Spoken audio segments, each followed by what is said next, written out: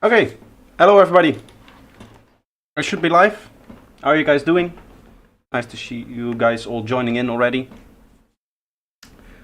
Today I'm gonna be doing a sponsored stream. So I'm going to be fully honest with you guys that this is sponsored content. I was paid to play with this preset pack and to figure out all of its potential and to just check it out and to show you guys through the pack as well. I am fairly unprepared for this in the sense that I wanted it to be a fairly genuine experience of me getting to know the pack, so I haven't taken the time to look through all of the presets and see exactly what you can do with it. I want to explore together with you guys. So that's the goal of today's stream. And we're just going to be making a track. As you can see, I have an empty project here and I want to be making as much of the track as possible from the pack itself. So that's going to be the main goal here. And I have no idea what I'm going to make. I have not really that much inspiration, so I just want to play around and see if we can get some cool sounds out of it, and then we'll just keep going, I guess. So the way that I want to do this, first of all, is I just need a kick and bass. Now I did say that I didn't look through the preset pack. The only thing that I have done is look through like the list of presets that there are. So I have it here. And I've seen that there is drums as well. There is these kick factories, which allows us to make kicks. But I don't really think that there is anything else in drums. I don't think there's hi-hats and stuff like that. In fact, I don't really know what this is, the CH. We'll find that out in a little bit. So what I want to do is I just want to start with a kick. Let's see, let's try number 2 here. It's just like pancakes. Usually the first ones aren't the best.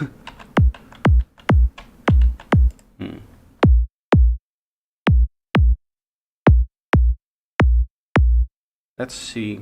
Because there's not really getting a lot of high end out of it. I like this one.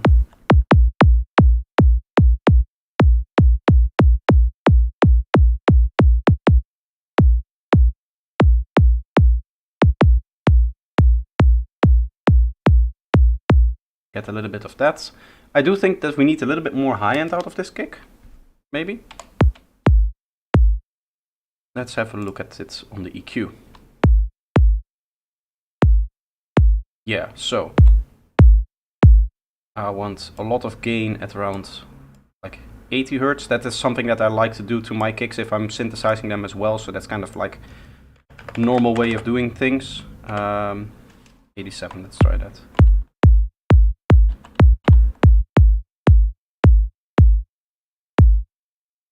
Okay, let's try G here. I like G. How's everybody doing? Nice to see so many people show up already. Okay, so I want to check this out on an analyzer. It's always a good idea to, if you're not comfortable with your kick and bass making, and you think that you have issues with being able to hear what is going on, you should always make sure that you have an analyzer, at least for the kick and bass. I have had a lot of people send me tracks in, especially the last week, where there is just like blatant issues with the kick and bass. So what I want to do, and what I think is interesting, is to kind of show you the process that I go through. Hello? There we are. The process that I go through to make sure that my kick and bass are clean, right? So I'm just going to, let's browse a few bass lines. Let's see. Are they all like just rolling bass lines? Okay.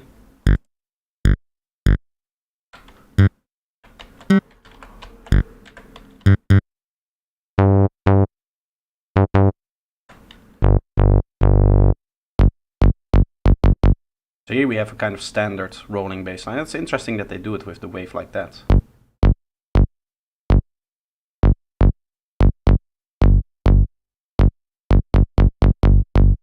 You can switch between 1/4 and 1/8, but I think you would want this. Yeah, right there.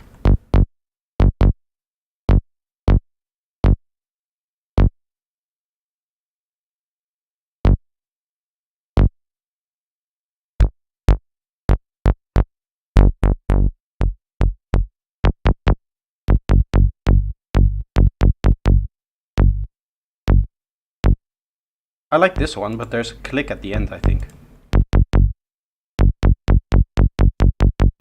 Yeah, a little bit of extra release can help here. You have the phase at the start. I'm personally not a fan of that. I like to have mine right before the click. And then let's get a little bit less attack like that. Okay. I just finished work and you started stream. Good timing today. Yes, I try to have a timing where, at least for European time, people just get off like school and work. Okay, let's...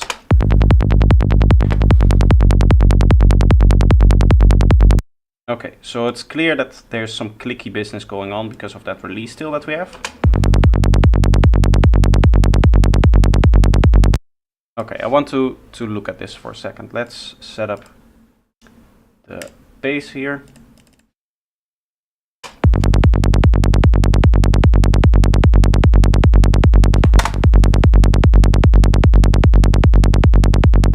Okay, so we still have some issues going on here. I'm wondering if there's like a lot of filtering on the end here. There is a compressor here, there is a downsampling filter, which is an interesting choice.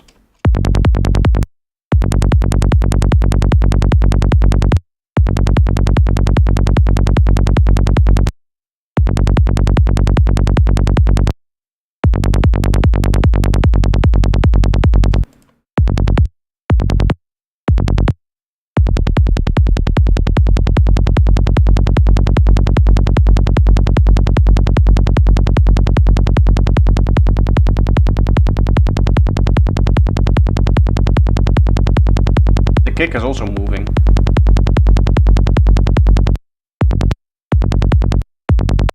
That's because I have the MIDI note the full length and it doesn't send the off messages. If I leave it like this, it should stop doing that.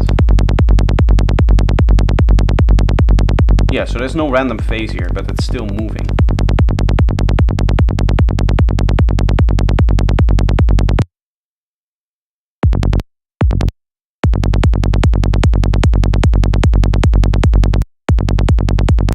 Let's play around a little bit. Hello Mindbee, how are you doing? Let's play a little bit with the EQ here.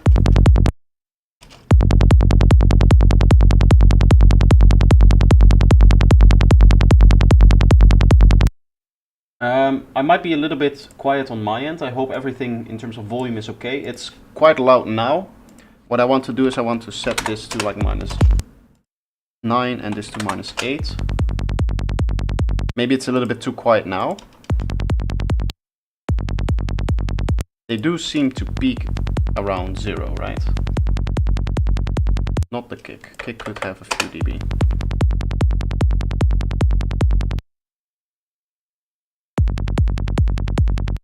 Let's just play around with a few of the...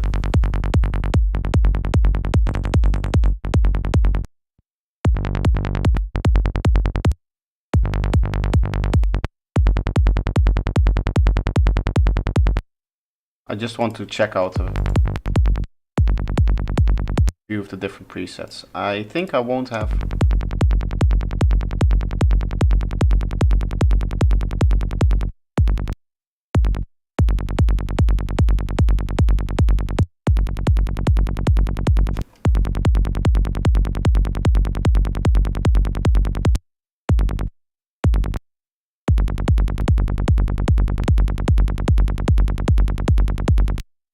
It's a little bit clicky, in my opinion. I don't know.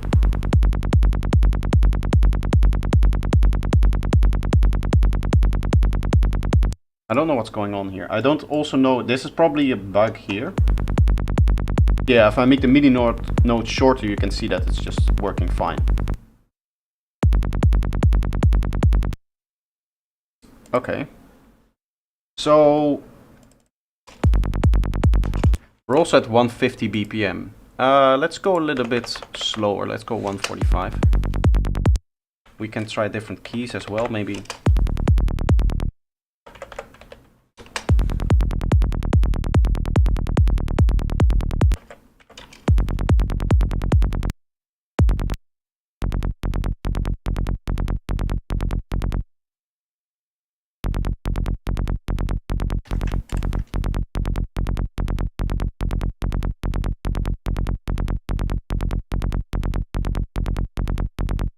strange peaking going on this one.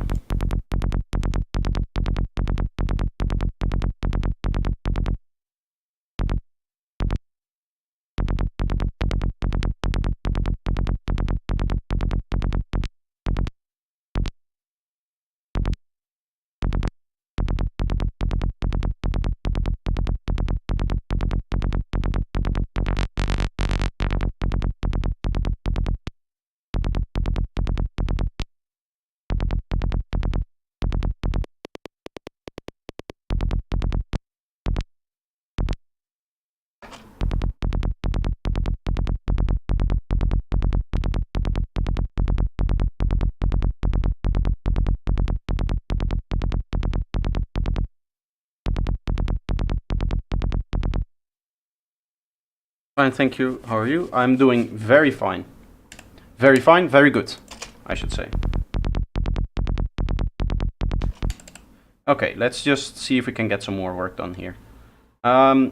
It feels a little bit like more of an old school kind of vibe that I'm getting from it, also with the less processing that we have on the bassline than what we're normally used to. So I'm probably going to try to get that throughout the track.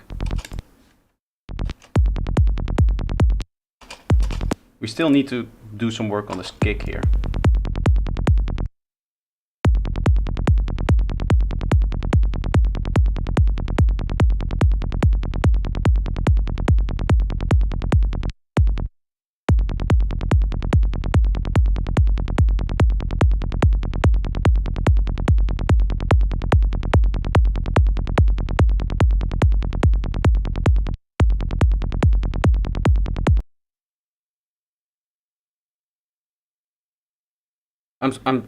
I'm sorry guys, the connection again dropped out. I hope this is like the one-time occurrence that we usually have and not like last stream where it just consistently started dropping out.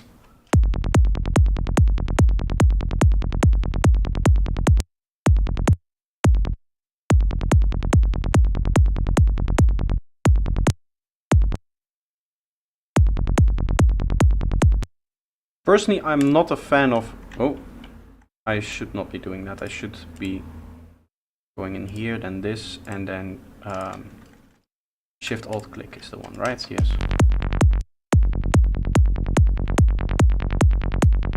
And then just doing it like this.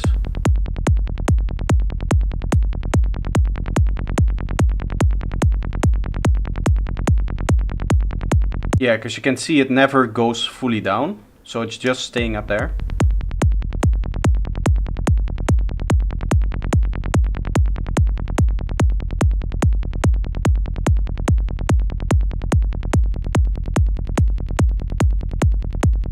Same with this volume one.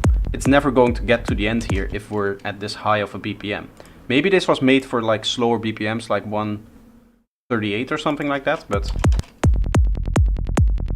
as I said, I didn't really look into it too much.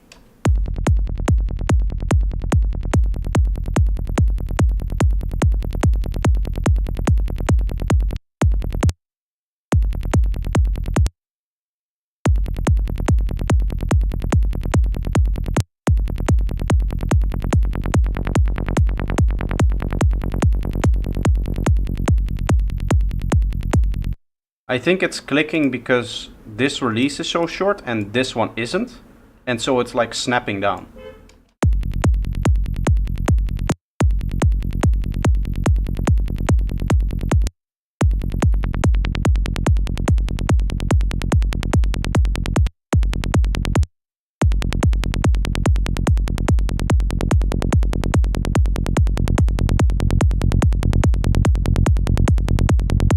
That sounds a lot more like it.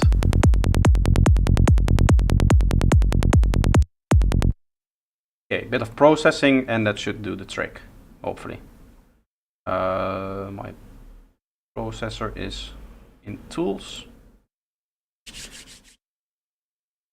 Hello Dash, how are you doing?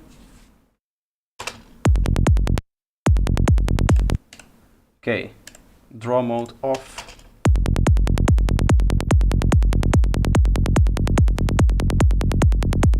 Get the nice crazy processing feel.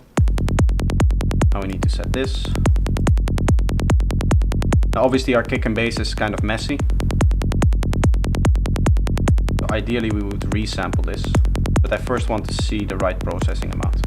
Again, I'm using the analyzer just to check that what I'm doing makes sense. Can go a little bit less.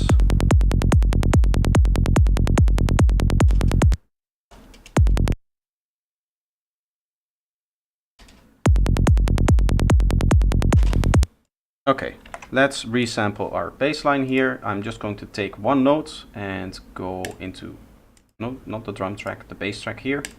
Click, there, record. And just take that one little snippet here, and we can go up to 0. We can delete our original one, and then we can just arrange the bassline from this.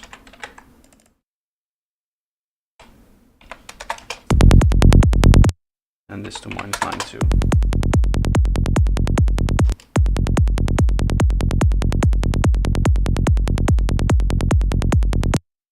Ah, we need to set this thing up again, of course. Here.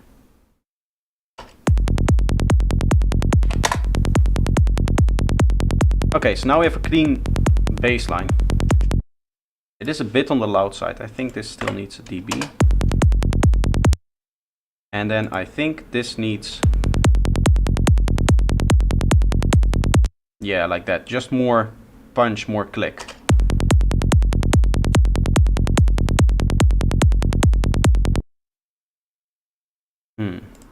I think I want to make it so that we use the release timing here to just release out.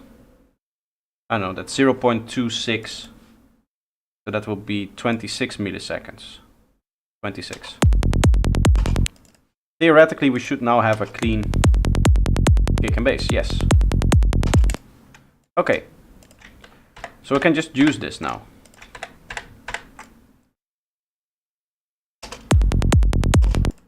Let's start by the fun part. Let's start by making like an intro. And then we'll transfer into the first drop. So we have some space here for the intro. The main reason why I want to look at these presets is because for me, kick and bass I find very personal, and I would never really use kick and bass from a preset pack like this. Obviously, it's if you know what you're doing, then it's a good sounding kick and bass. As I said before, it's a little bit old school sounding to me, so it's not really my style, but we can work with it. What I really appreciate about preset packs is that they have good auxiliary kind of presets, right? The stuff that you don't really want to spend time designing yourself, like your pads, like your intro elements, like your kind of one-shots and that kind of stuff. Usually when it comes to your main elements, your kick and your bass and your main leads, you tend to want to design them yourself because they are so prominent in your track.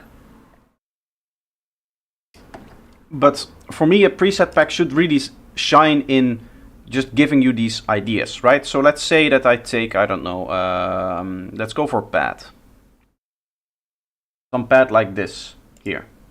I was also on a pad track, so that's what we would have done. Let's see.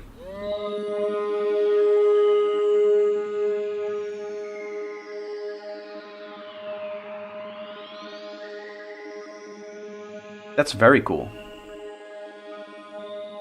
There's like that little shimmer on top of it.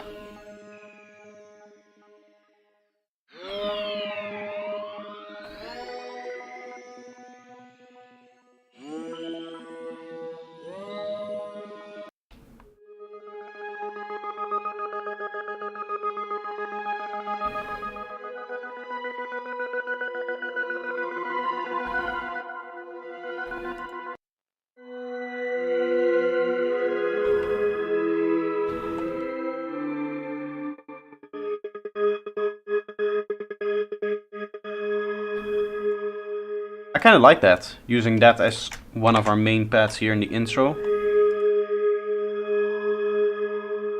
By the way, for anybody who's interested in the pack, the link is in the description, as well as !pack.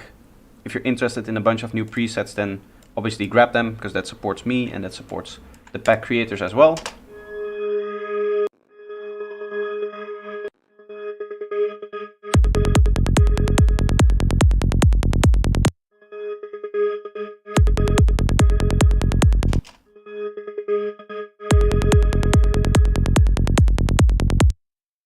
That's kind of cool. Let's get an echo.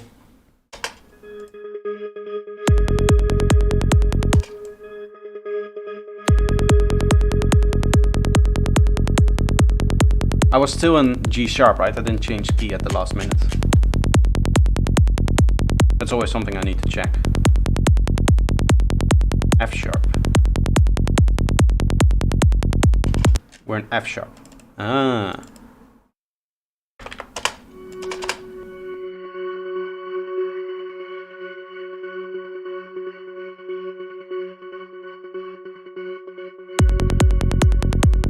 Now it is. Now it is in tune. Because I started in G sharp and now it's... I changed at the last second right before I resampled it. And I forgot to go back all the way to G sharp. So apparently we're in F sharp now. Which is okay. Let's put some stuff on top of that. Let's try like a lead.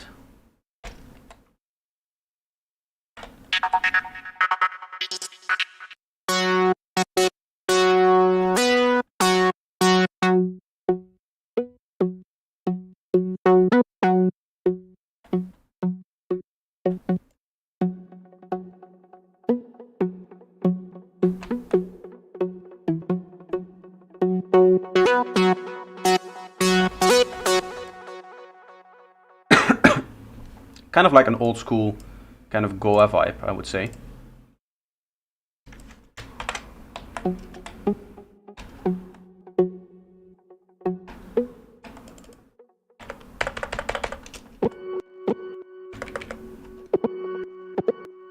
Let's make this longer. Let's see what happens an octave lower.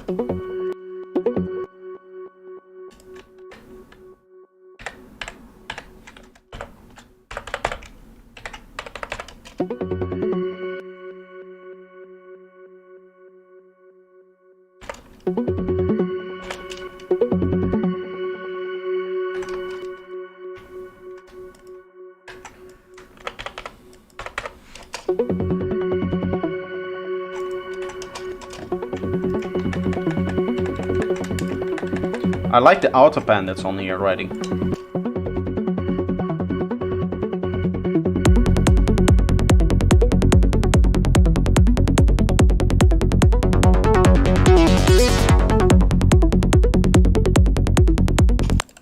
That sounds nice. I like that. Hello Zendu, how are you doing? Zendu? Zendo?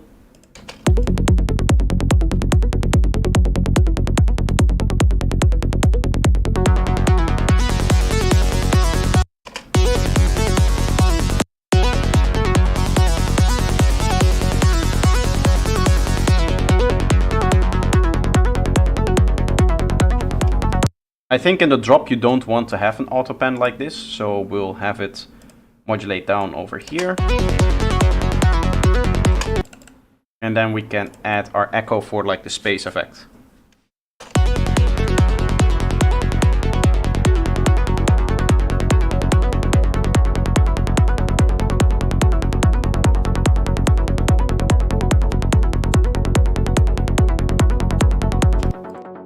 Nice, I like that. That's a good start. What I would like now is some kind of main element, which is going to be flutes. I like the idea of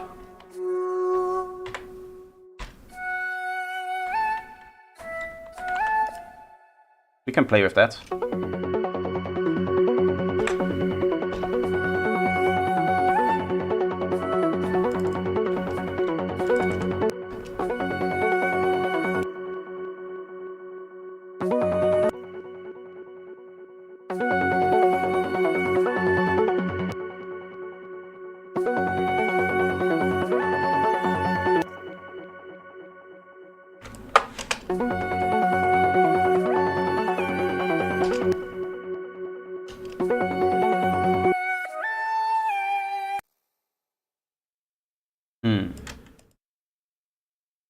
Maybe a bit longer and then resolving back here.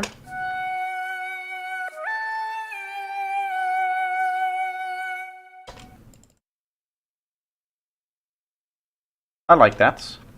We could repeat that here and change up the melody a little bit.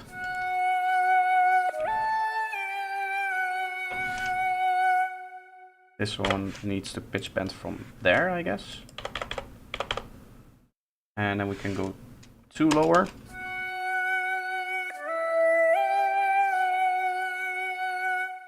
I guess that's like a very simple melodic theme. It doesn't have to be complex.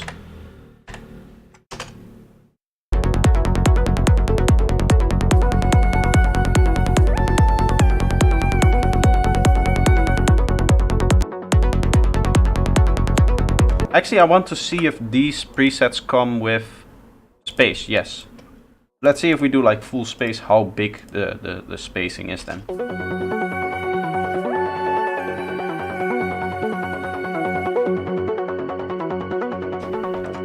It turns off quite fast, doesn't it? Ah, it's because it's no delay. It's just the reverb, I think. Yeah, it just increases the reverb amount. Okay, so we do need to add a delay if we want to use a delay on this. Which, I mean, if you're using it for a normal flute, I guess doesn't really have to be.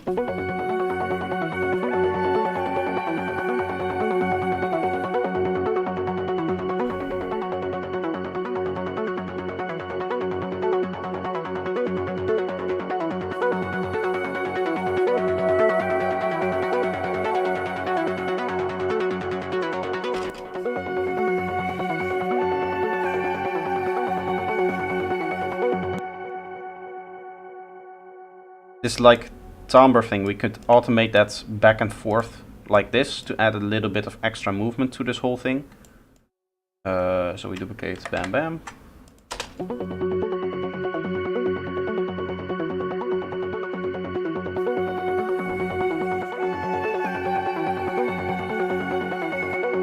It's like a little bit of a phaser effect. I like that.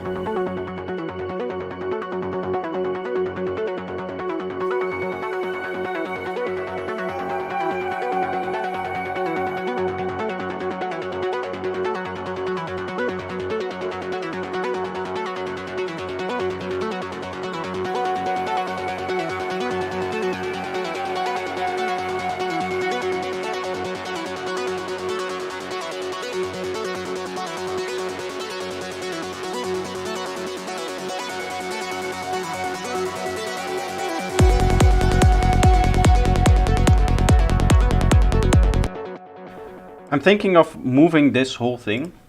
Let's make it. This is the only automation clip that we have. Okay, then I can just move it like this. Move it like that, and then we have some space in here. I'm going to make this, yeah, shorter.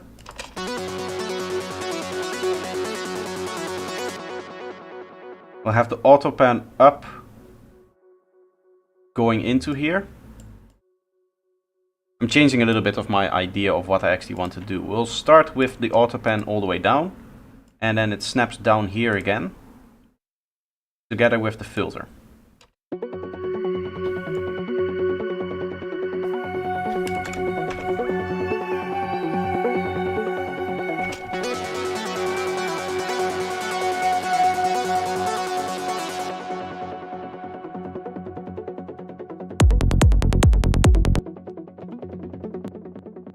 I'd like to have a very plucky version, but have the filter open up a bit more. The way I can do that within this preset, let's see, where do these go? Okay, so I can basically set the amounts within here. It already comes with a delay, but that's, yeah, it's a fairly small delay. So I can use this to take, for example, envelope 3 and just add a bit of click here.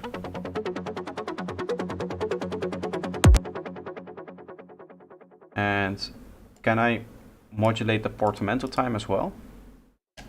First of all, what I want to do is I want to take this envelope 3 and control it by macro 4.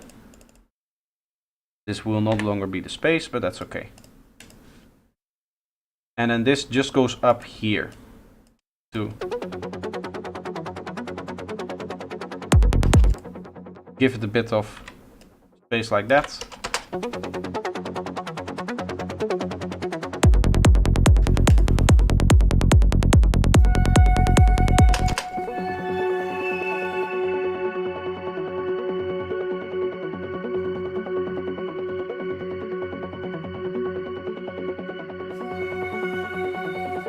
Let's turn down input gain here instead.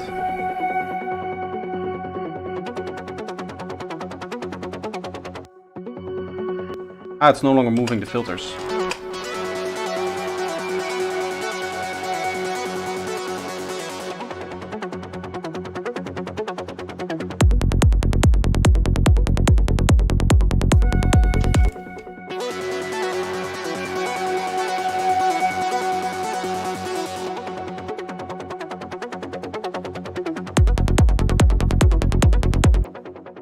Okay, then we can take the portamento time and also turn that all the way down here, so we get just like a lick, right?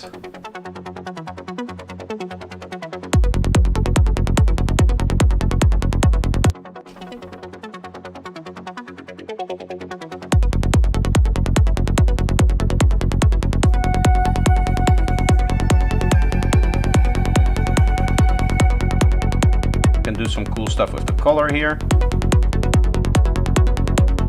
Let's go.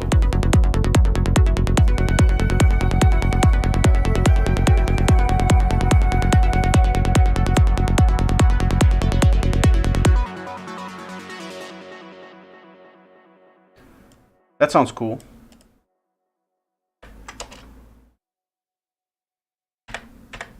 Hello Andre, how are you doing? Okay, let's quadruple this, and what I want to do is, I noticed that in the top part here there was a lot of movement in here, so like this.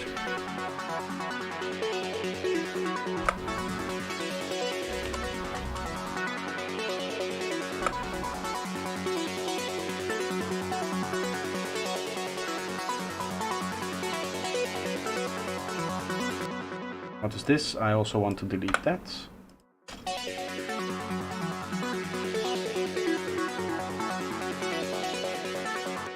There's like a lot of movement, I guess, from the flanger. Or this one here. I want this to be 4 bars.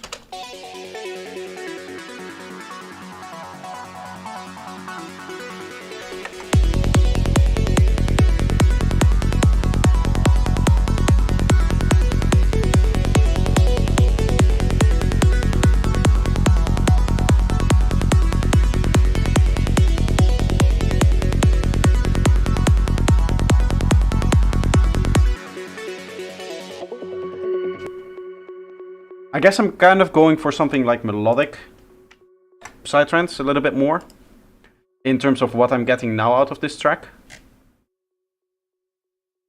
What I can do is start adding some drums in here real quick so that we have them for the later parts. Some hats.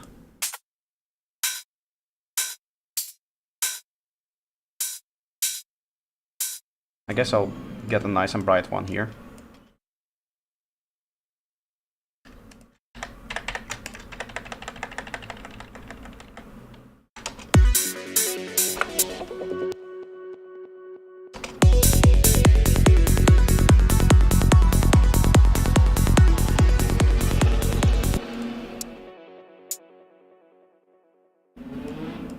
There's a lot of traffic today.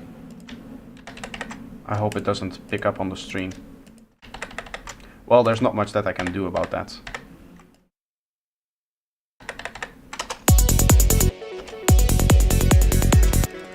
Okay, let's add a bit of movement in here.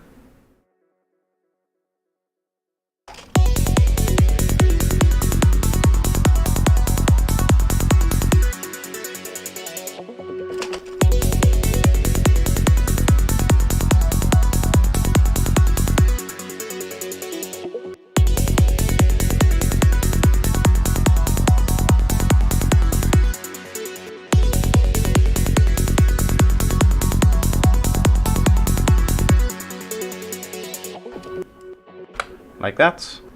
And I will get our snare as well. I think that CH presets in here might be... I wonder what this is.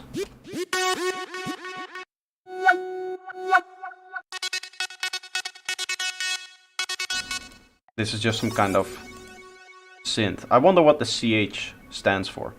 As I said, I haven't looked at this spec at all. I was hoping that that CH was some kind of snare or some kind of drum stuff, but I guess the only drums that are in here are the kicks.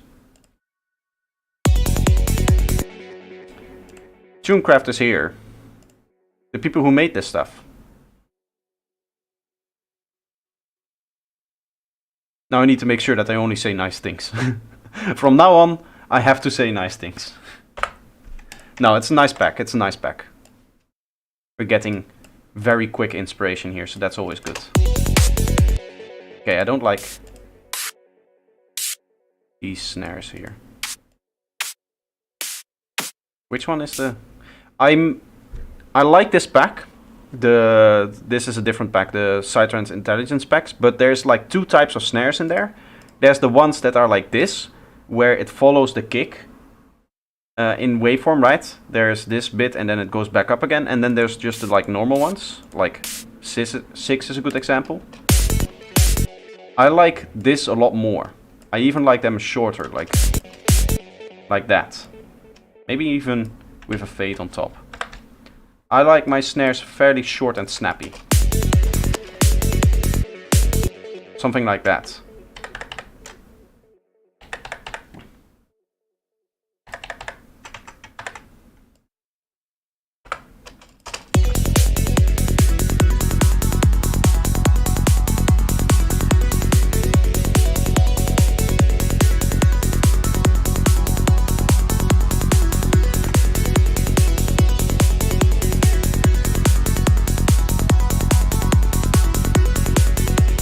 Try Aftertouch to create bands. Let's have a try.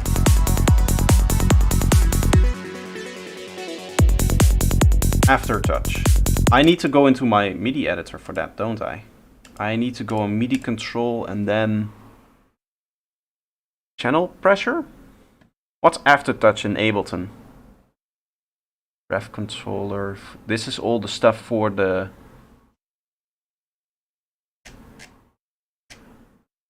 Because MIDI has been like updated a lot, so all of these controls usually were, as you can see, like undefined, and now they have for different instruments. So I think LSB is like the MIDI controller for flutes. So I think Aftertouch here would actually be channel pressure. We can see that, I'm sure. Let's try like this, going up here towards the end.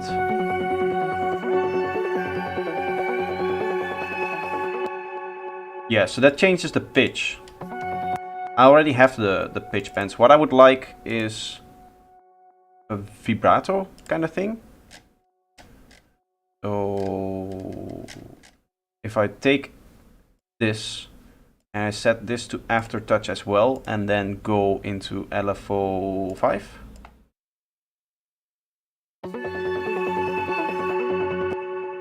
I can turn that into like vibrato, right? If I then turn the channel pressure up. It's the same thing.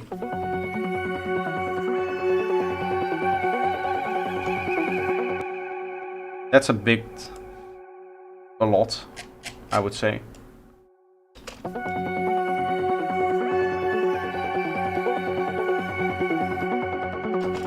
You get that kind of unstable pitch feeling.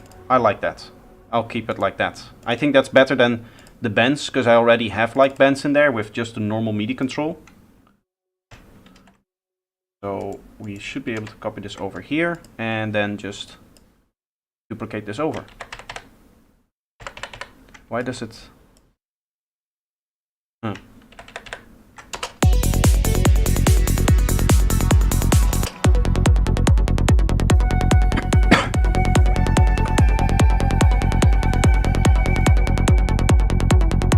And here we get a little bit of like a pitch bend effect, but it's vibrato instead of just bending up or down.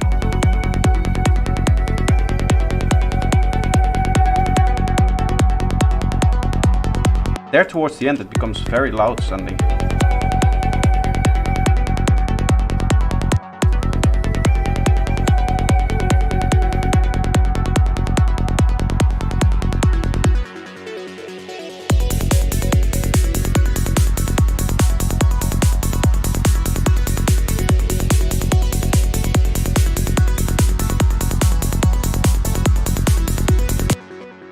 Okay, I want just some more sounds. Let's just add some more sounds, like one-shot, stuff like that to it, and see where we get this.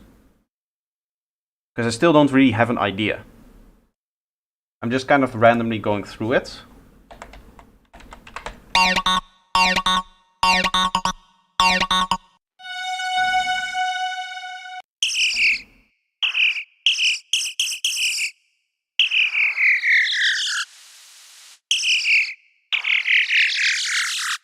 This is fairly aggressive.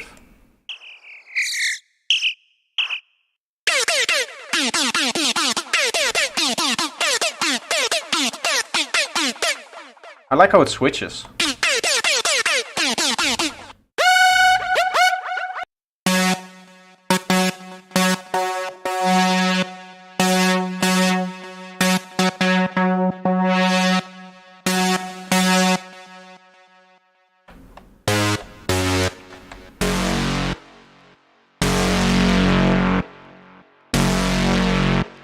Ah, now we're getting a clipping sound. That's not what we want.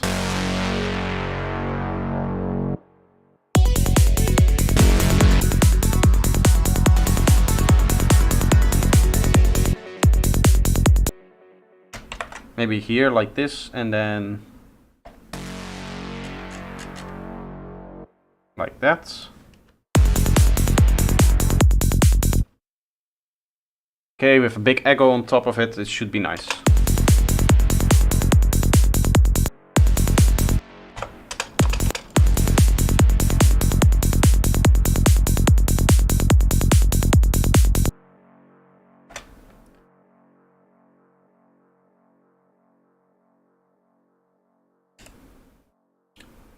Okay. Oh, now I'm in the effects. I don't want that. I think I want to stay in the leads for now. Okay, so that's very similar.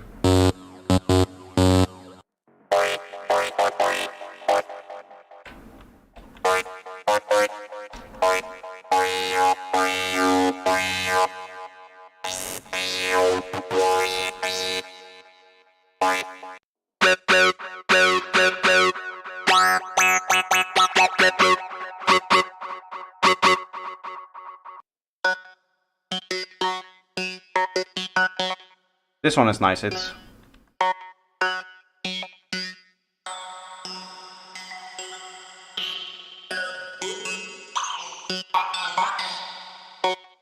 oh, that's kind of cool.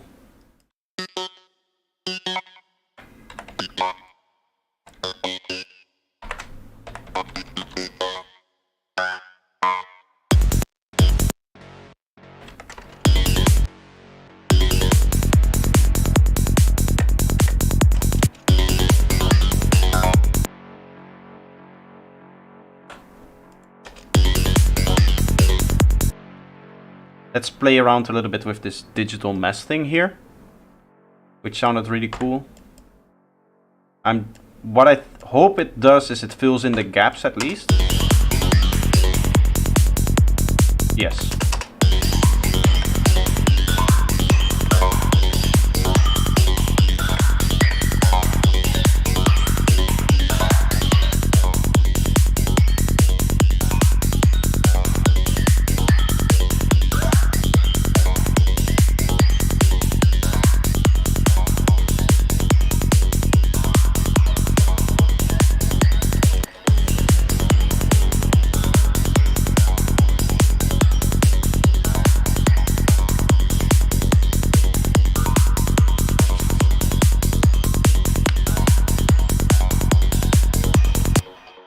Okay, so this is a nice basis together with this sound, and we can add a few more sounds on top, and then this part of the drop should be done. What I want to try out is some of the other things that come with this pack.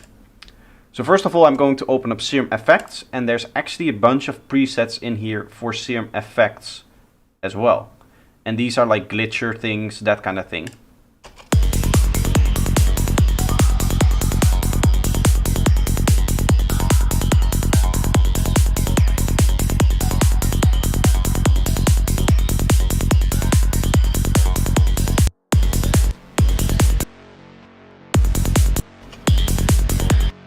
Let's have a...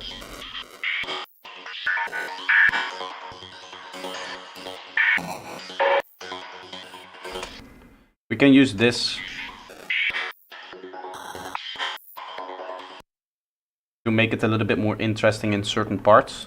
I don't want this all the way through, I think, because then it's too glitchy.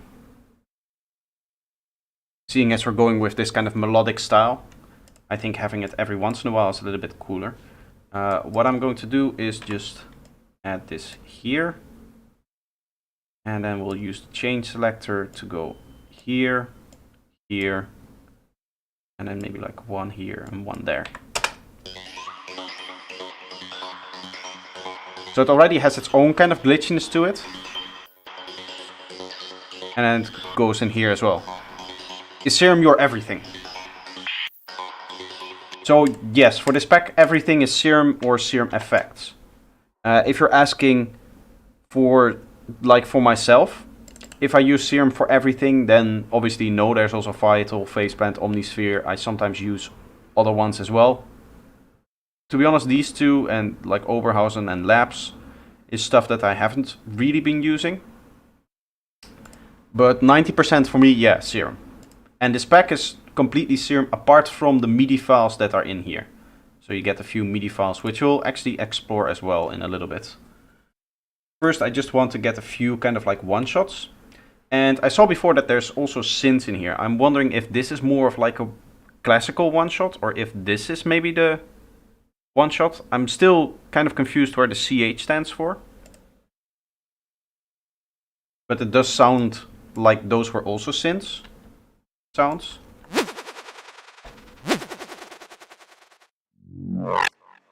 These sound more like the kind of classical one-shots that you have. CH stands for chord sounds. Ah. So I'm meant to be...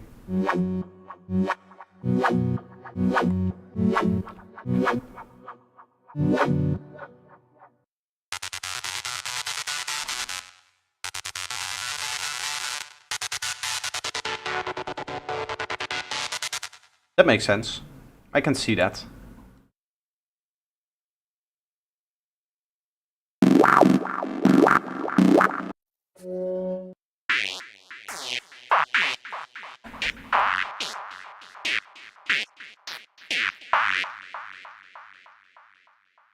I personally always use DAW's stock effects. You? No. I only use them for anything that requires speed. When I need precision, I'll go with something else. Especially when it comes to stuff like delays and reverbs. If I have a specific delay in mind or a specific reverb in mind, I'll go with a specific thing that I'm like looking for. Right? So specific delay from whatever delays that I have, or specific reverb from all of the reverbs that I have.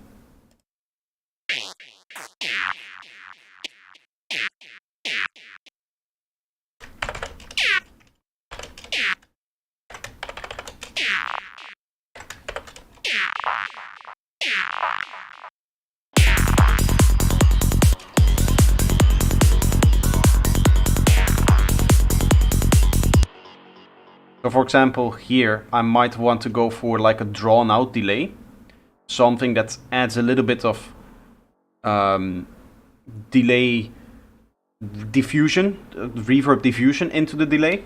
So I could either go for Echo Boy, which I know has a few different modes in which that does it, or delay. I think I'm going for Echo Boy for this time. So I have something specific in mind, right? So I'll go to, for example, the ambient one, which I know does this kind of diffusion style delay.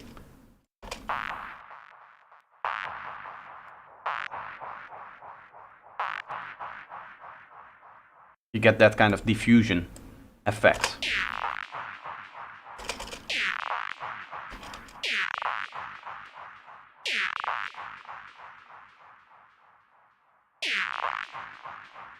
What are your PC specs? It's a... What's it called? A AMD Ryzen 5800X. And then 32 gigabytes of RAM. I'm working off one of those motherboard SSDs, the newest ones, the fastest ones. I forgot to take my drink. Other than that, what else is interesting? I have yeah, pretty modern. Yes. I bought it this September. There's actually a stream of me. If you really are interested in the PC that I use, then there's a stream of me building the PC. Or at least refurbished. So what I did is I took out the motherboard and all of the things attached to the motherboard of my old PC, and then just put the new components in. So it's like a big upgrade, everything motherboard related, right? Plus, like, I think an extra hard drive or something like that. So if you're interested in seeing how I played around and stuff like that, it's all in the live stream that I did for this.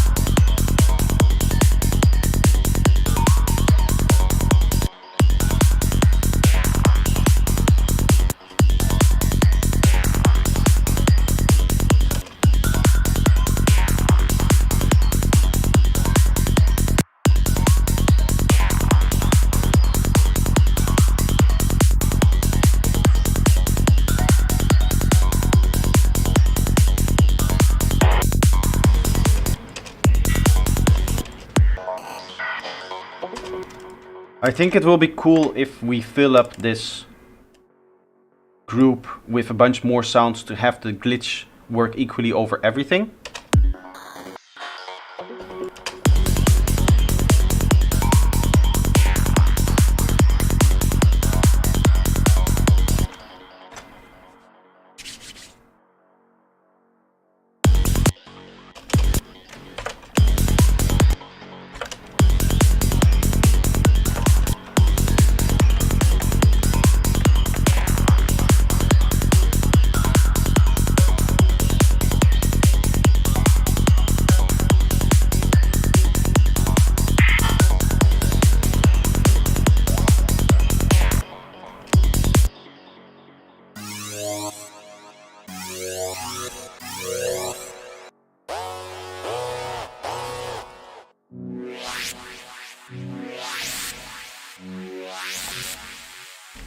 I can see this being useful also as a single note, maybe. But I do want to try the chord sounds for what they are.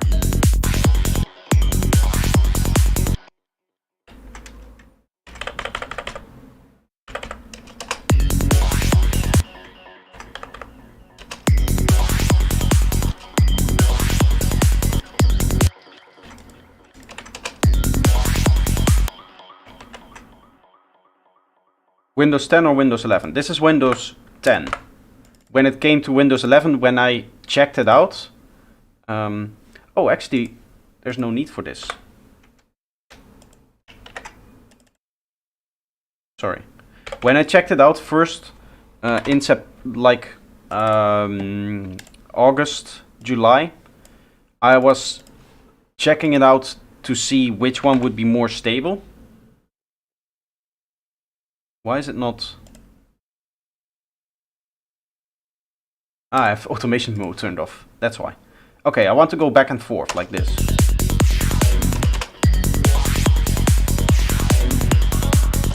I think that sounds cool. How many presets are in the pack? Well, let's have a look.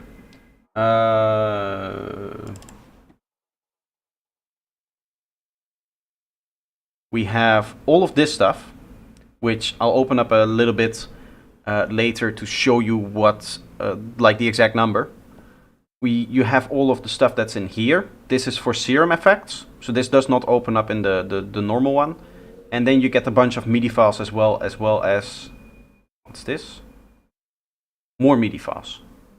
Or are these the same MIDI files? I think I might have moved those around because I wanted everything to be at like a lower area or like a lower folder, so that's easier to navigate to. Where do I have my Serum presets?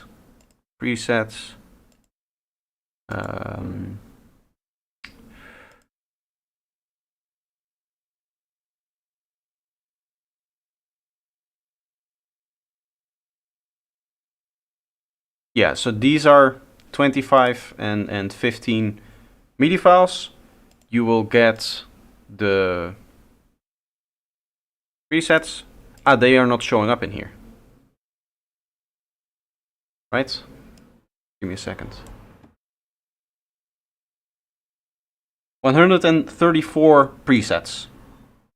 Or 135. Yes. Mine is counting 134, but there's maybe like one missing or something. And then, yeah, Tunecraft already answered your question, so that should hopefully be okay. Let's actually look at the MIDI files now that I'm here. So we are in F sharp minor. Let's see what they have to offer. This is like a little ARP thing. Maybe that's a bit more interesting than the ARP that we have here.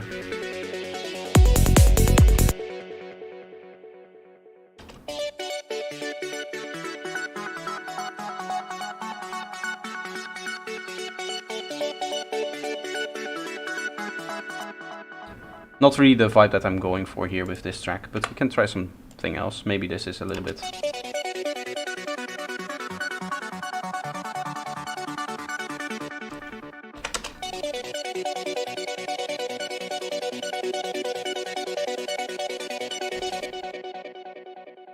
Might not be the right sound for this thing. What if we take like a pluck?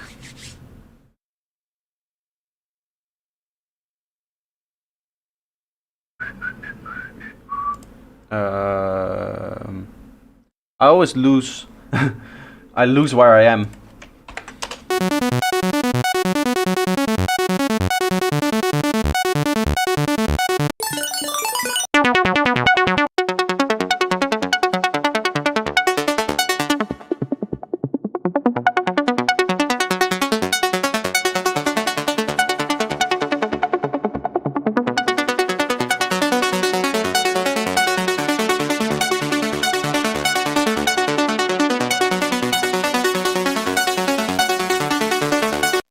That's kind of cool.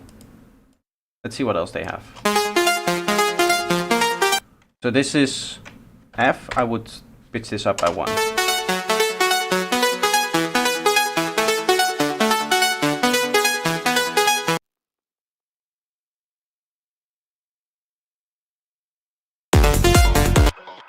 This is D sharp, E, F, F sharp.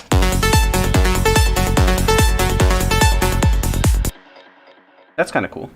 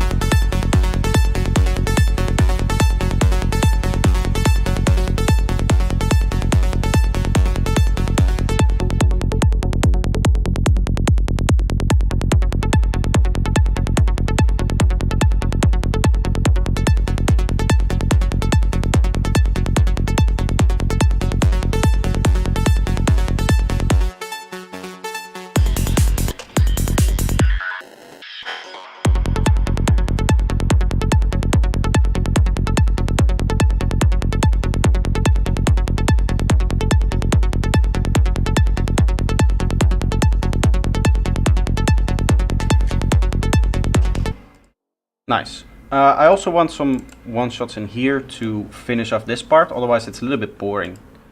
So we'll get some more like these synths here. Let's go. Let's go rogue.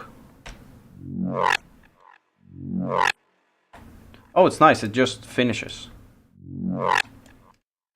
Because that's what you want from your one-shots. Hello? Yes.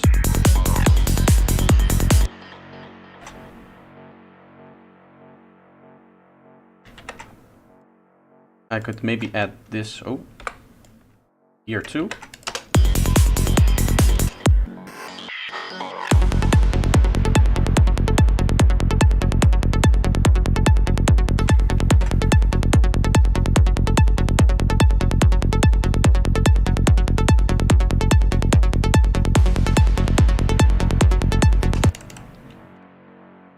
Few more little things in here. What I also want to do is carry some of these over to here. But like that, and then that.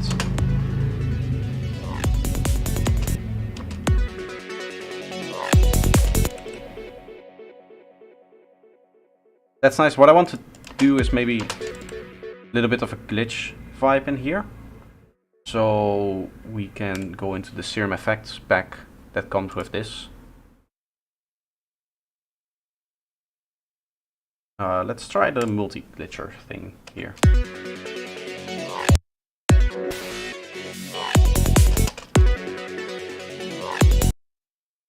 Can I just up this and then have it come in, be more and more glitchy?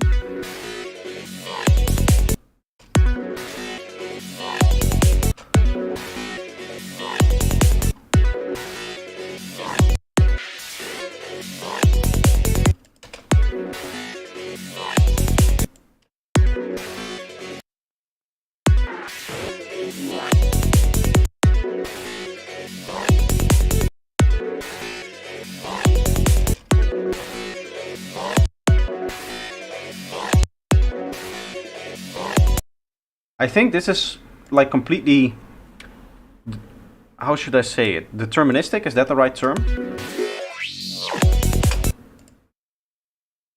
But it feels like it's happening the same way every time.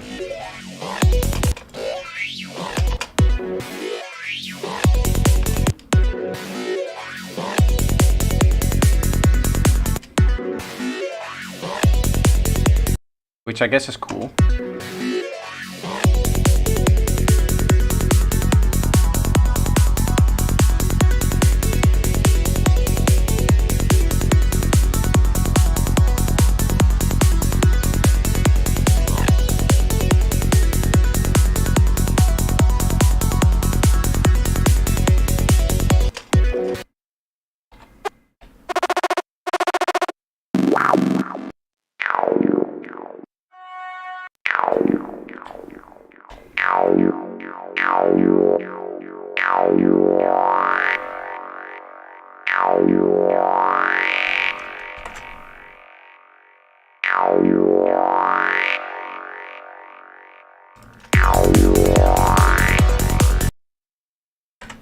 Okay, let's turn this down by a lot.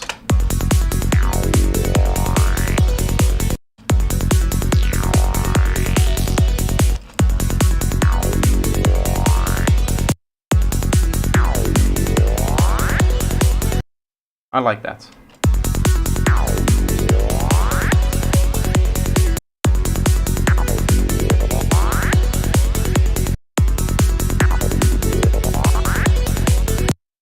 With the gate morph we can use two different gates in here. So you have essentially get two different patterns. That one and this one.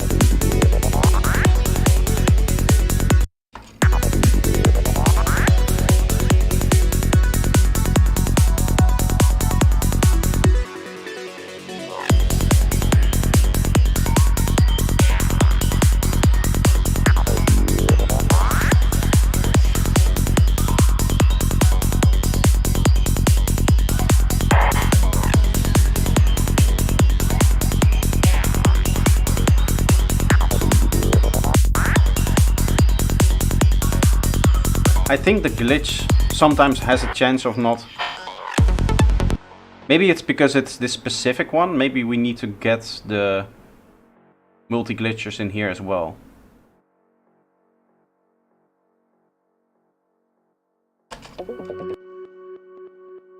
Beware limiter, please. Ooh.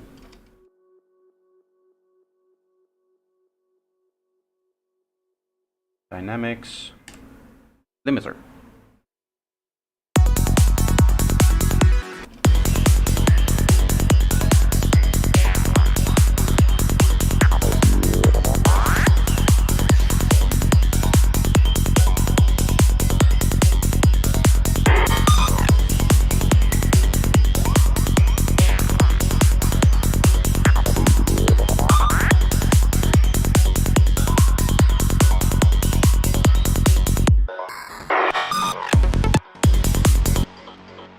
Ah, it's because I only turn it on in certain points. Yes. Okay.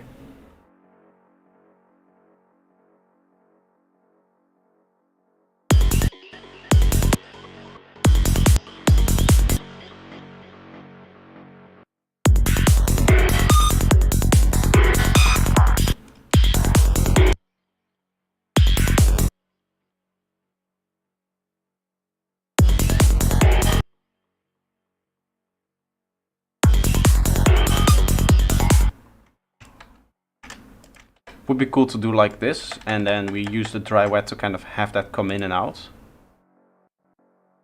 Because I don't want it to be too extreme.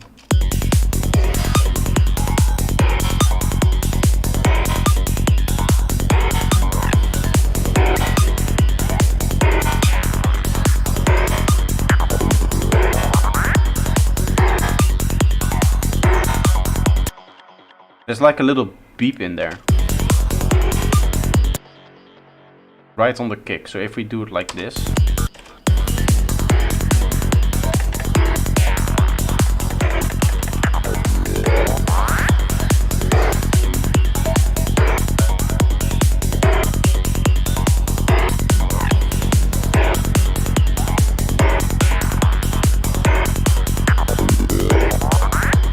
It does get louder from time to time here.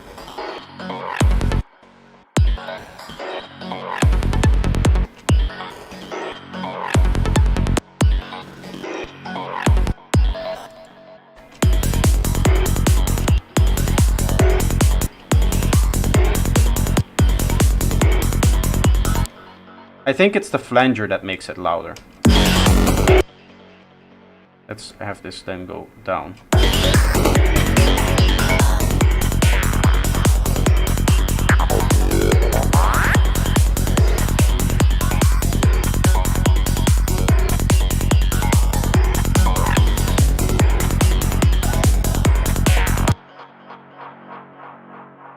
+8, -8.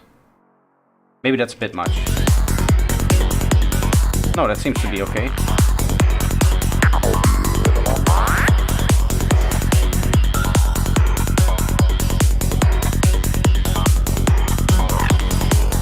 I only like one Deadmau5 track, Oshawa Connection. My favorite genre is big beat. Can you make a trance track that messes up your brain? That's what we're trying to do here.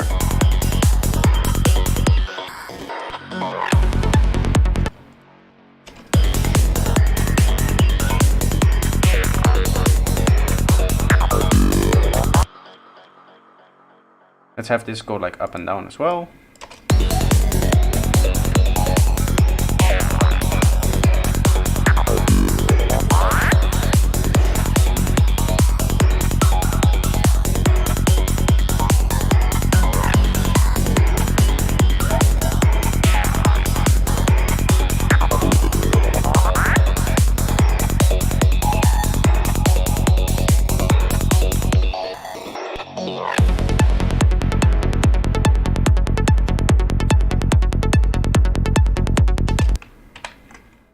I want to do a little bit more melodic stuff here.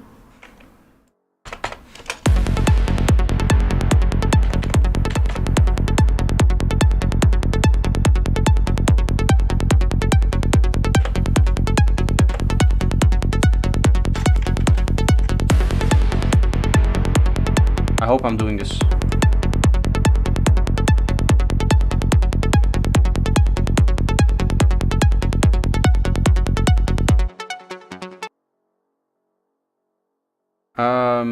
So that would be like this then.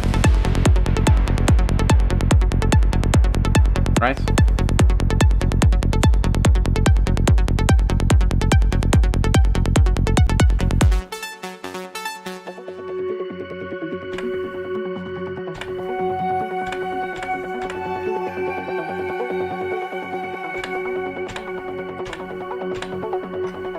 Okay, so like this, it's back to where it was before.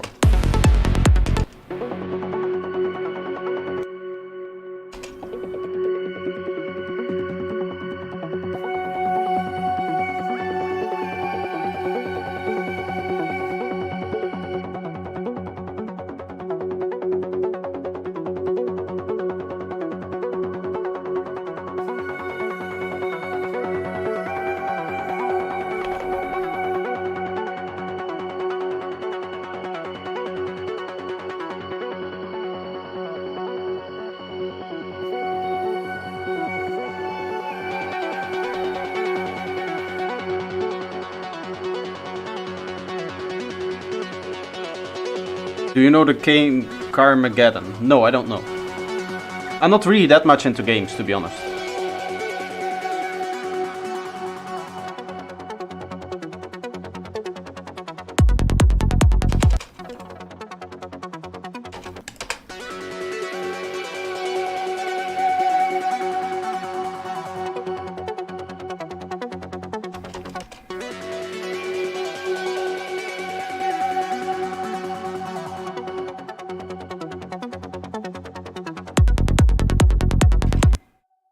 These two can both go down to 0 here and here.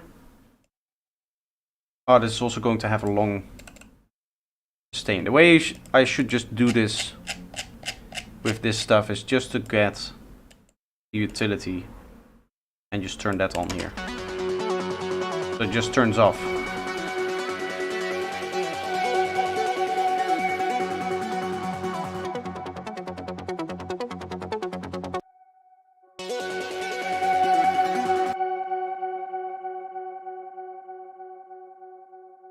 Should probably not go and play with the color in here.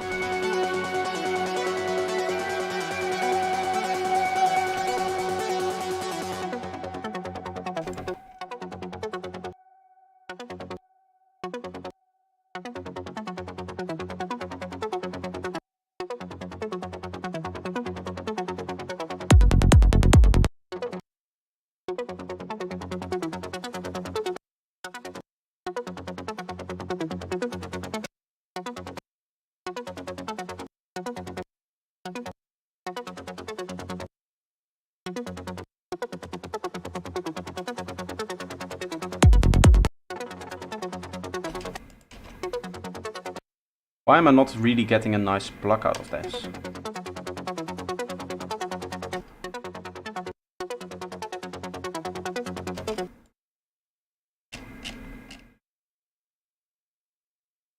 Before FL Studio, what did you use?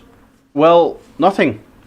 I got into music production using FL Studio, but that's a long time ago. Oh,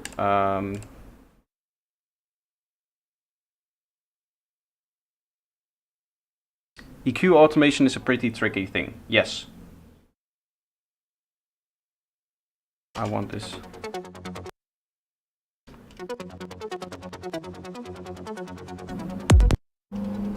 Ah, there's maybe some attack on it somewhere? Yes.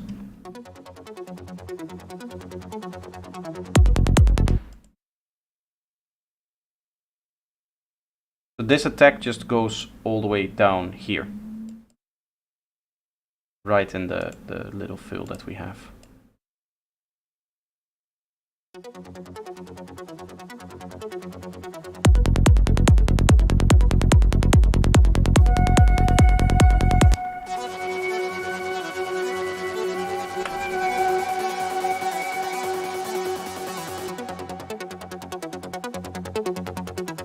Have you tried the new FL Synths? Nope. I switched 6 years ago. I don't want to go back to FL. How do you use SizeScope with a channel return? You don't want to use it with a return channel. You just want to set up something like this, where you have 2 tracks taking input, one from the kick, one from the bass, and then you just send it to SizeScope wherever you want. I have it here and here. And then you get your layers and everything. This is very loud still.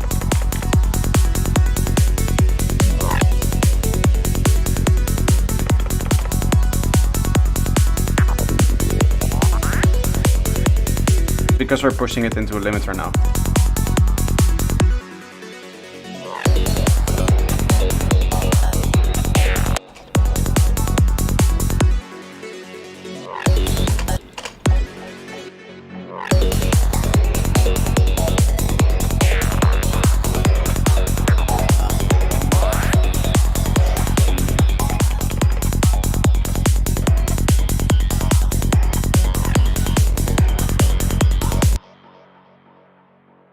Let's do some recording here.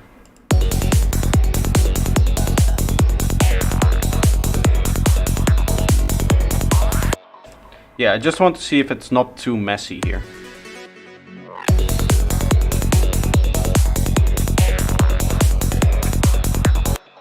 I think that should work.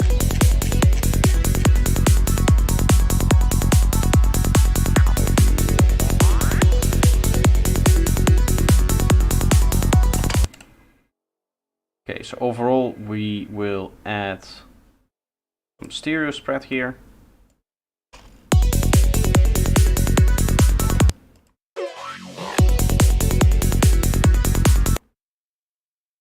think what I want to do is remove this one from here.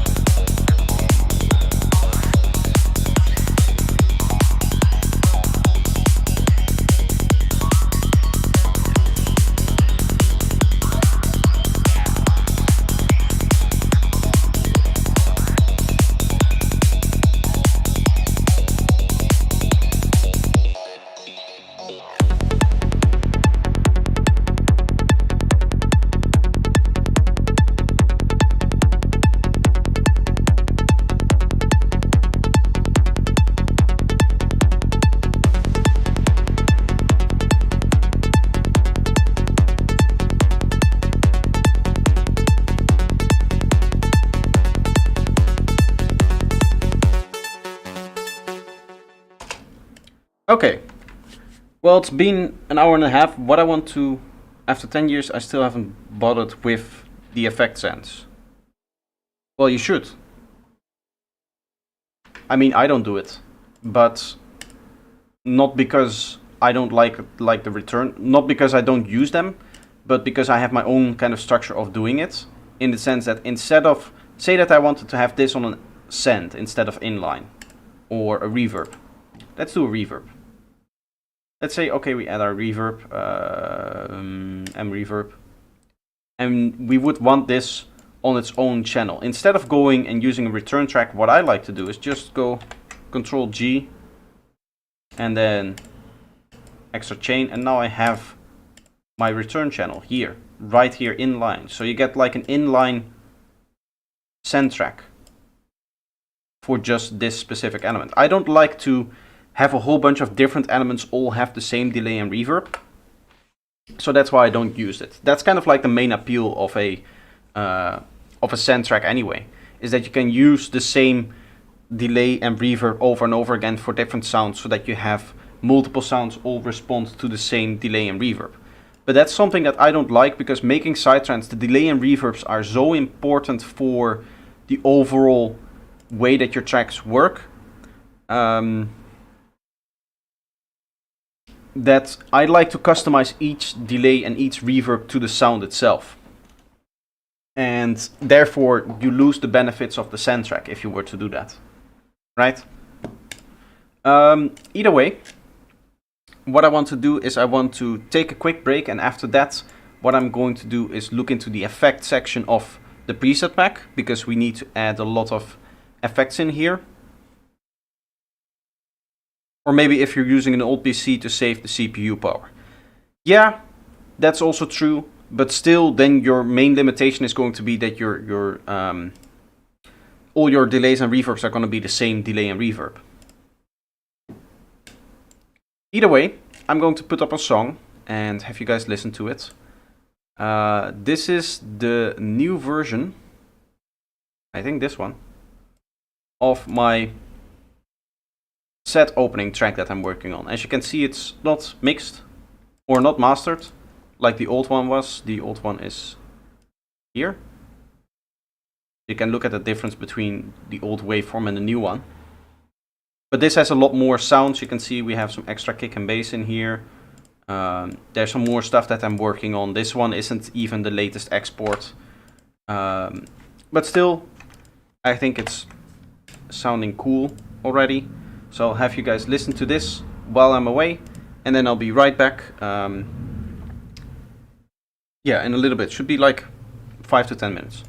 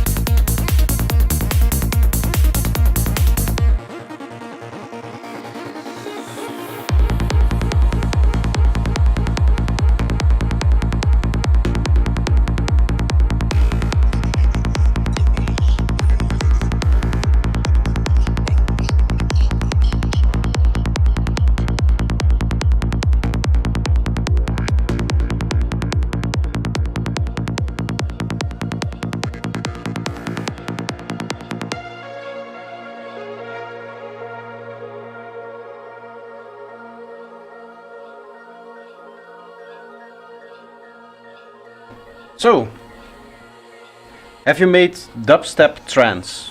I don't think that's a thing. Check track. The track is alright, but I'm not a fan of the vocal. On how the vocals were mixed. This is not a finished mix, this is still in production. What is the name of the tracks? Again, this is still in production, so I don't have a final name yet.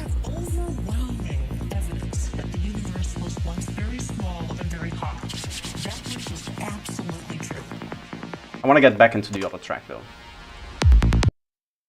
So, oh, I turned off my face cam. Here we are, back into the track. As I said, I want to do some effects work. This is not yet a MIDI track, so I'll make one.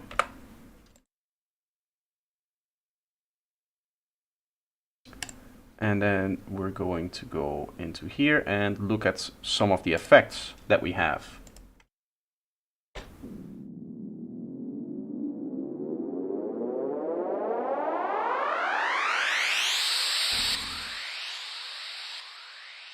That's fairly cool.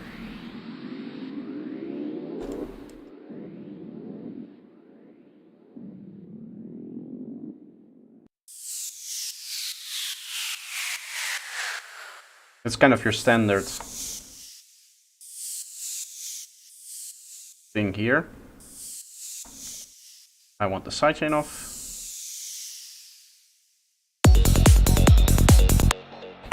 We can just add our sound in here like this and just turn it down.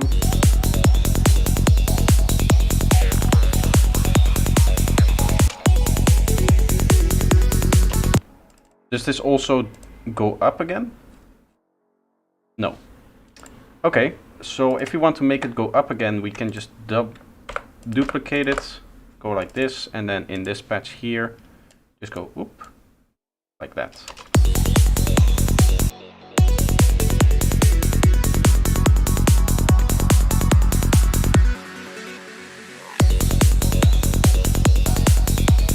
I'm gonna move this forward and I want, yes, this is envelope mode. So that's perfect. That means that it's going to go in here as well.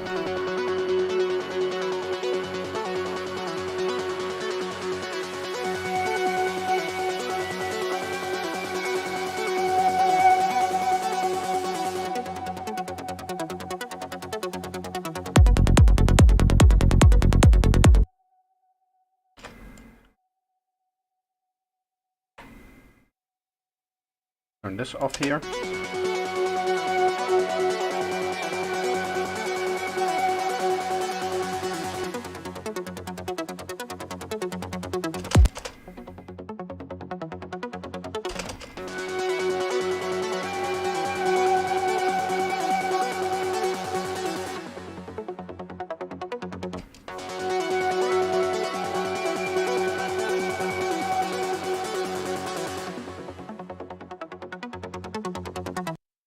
Or does this also have a delay in here? Ah, that's what I'm hearing. Let's configure A to turn off. And then it should be all good like this. So we have like a little break element in here.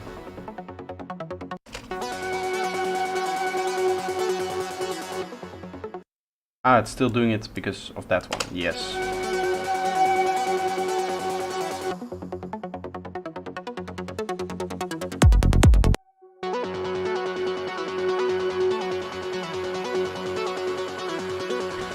Should take all of this and put it here as well.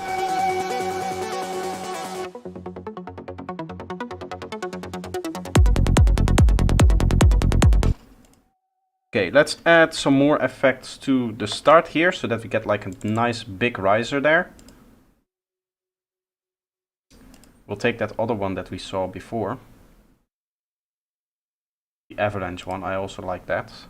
How long is this? This is 4 bars. I am going to turn that down because I don't want that. And then just make it like here, right?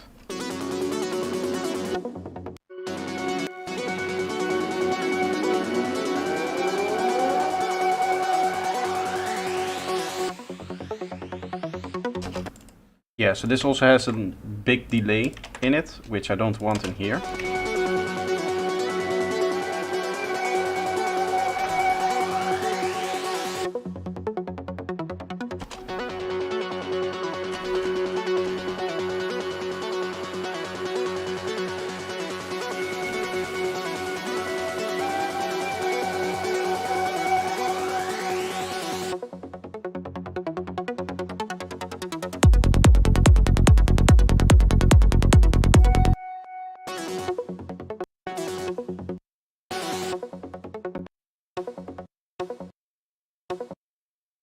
Is it because I'm moving it down already here? Let me quickly check some things. If I move all of these points here, then it doesn't like snap down. Hopefully. This might break in a whole different way, but hopefully it doesn't.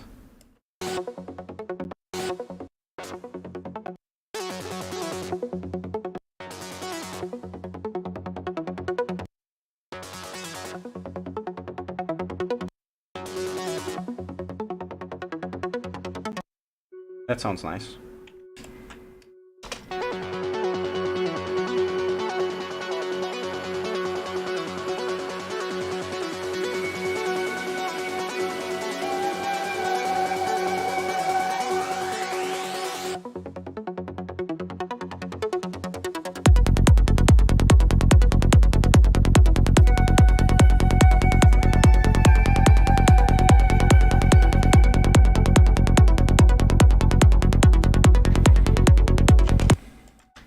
With some extra atmospheres and effects, I think that this part of the track will be very, very nice.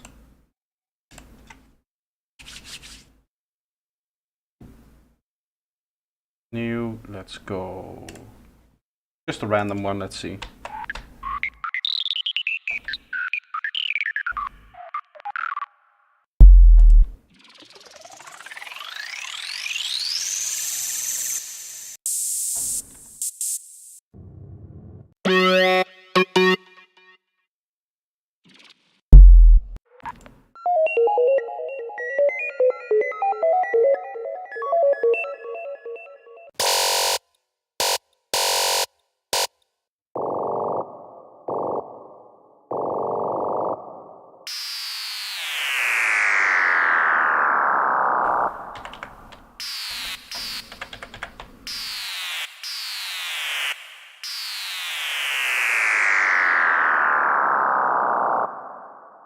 Ah, these are all untimed.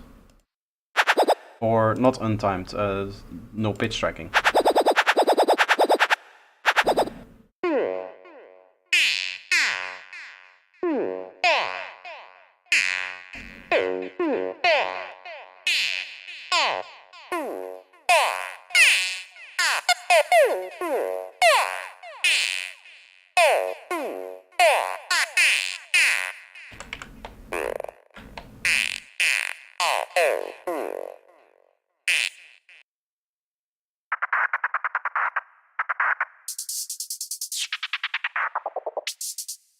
I think this is it. We'll go like this and then back up. And then just like that.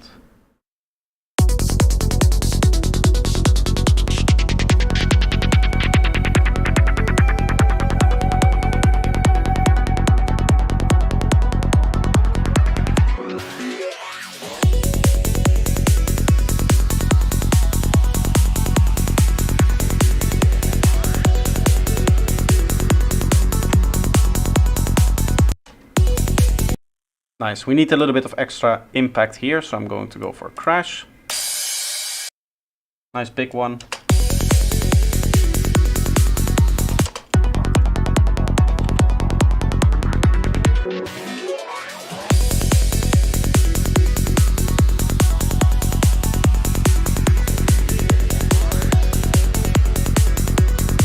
And maybe up this a bit more. Hello Klaus, how are you doing?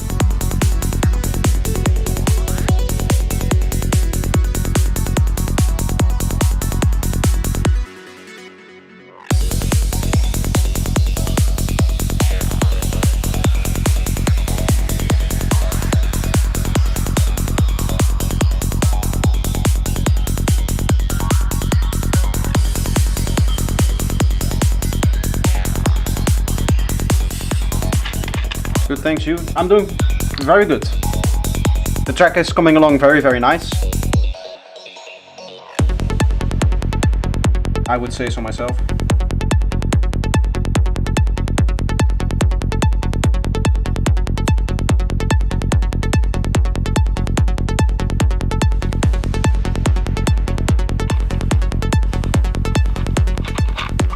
The constraint of this track is obviously that I have to make all of the, or that I'm making all of the sounds with the preset pack and not myself.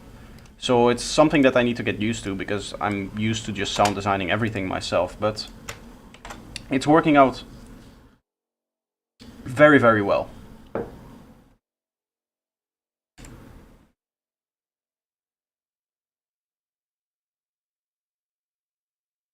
Okay. Let's play with some more leads in here. Let's just see what we get.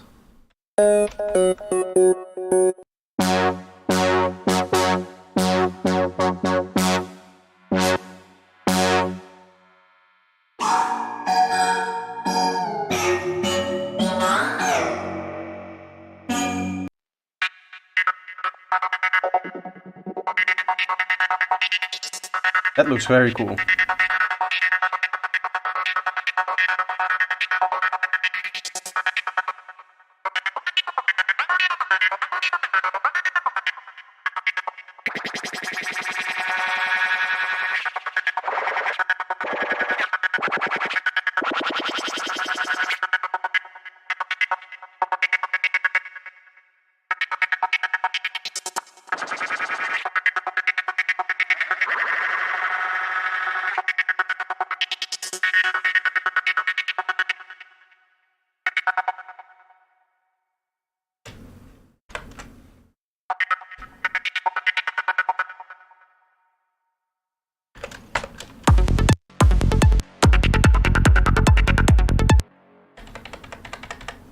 Let's play with the gate length. Let's have that go like up here and then down again with like a bend in it.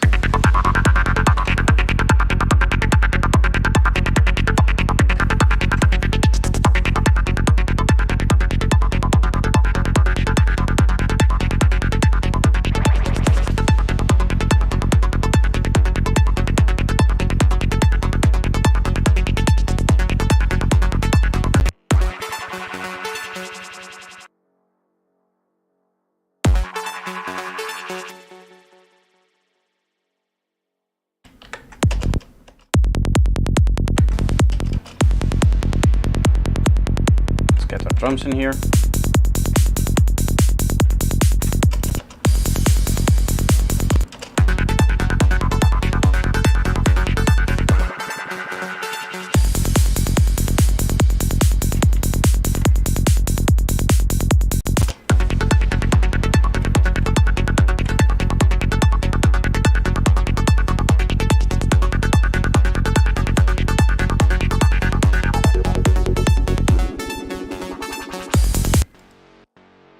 That's kind of cool. I forgot to play with the...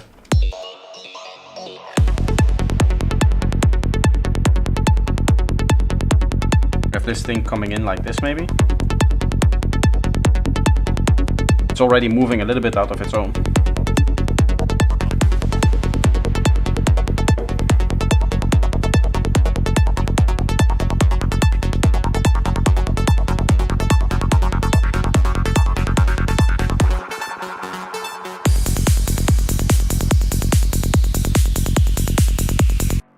Okay, so now let's play with the sequences a little bit, because that's also something that I haven't checked out yet.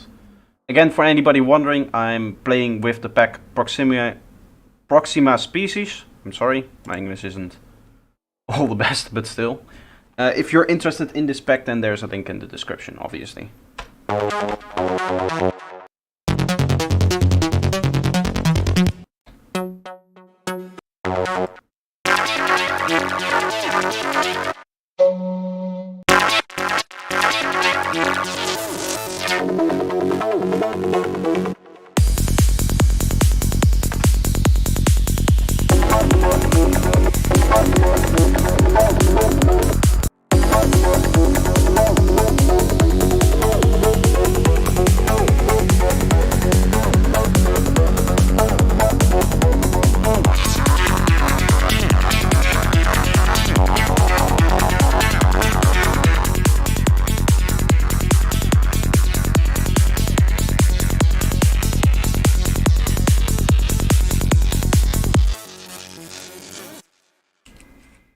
Ooh, it even has like a little glitchy thing at the end there.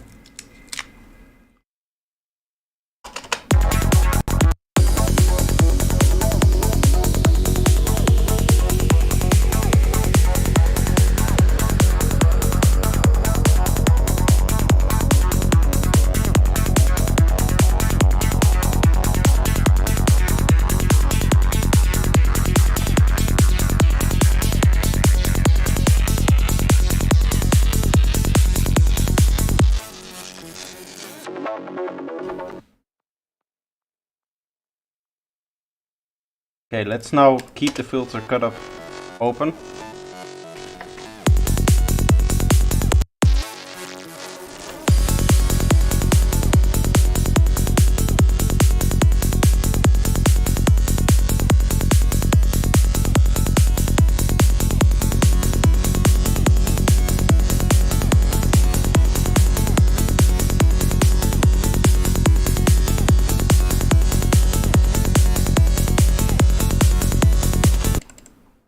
I'd love to go into something that's a little bit more like transgatey. So we go like this.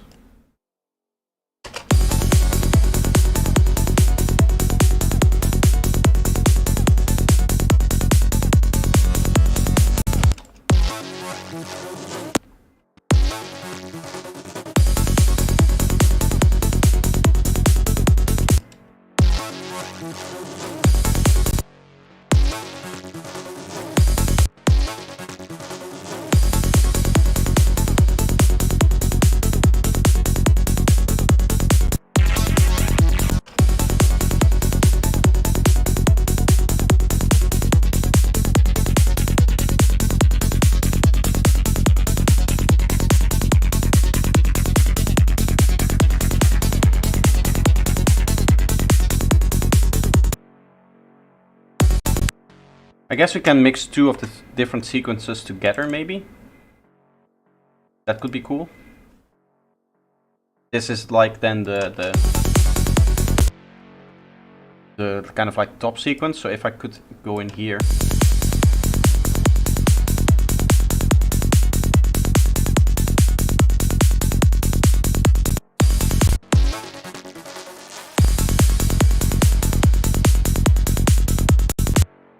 We go like that, and then we use one of the different sequences. Constellation, maybe?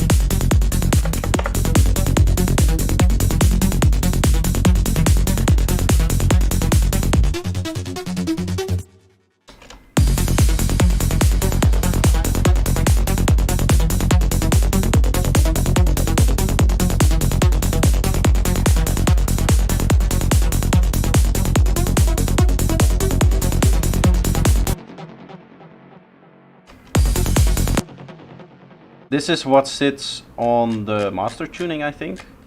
The LFO 5. Yes. Let's not have that, because it sounds a bit off to me.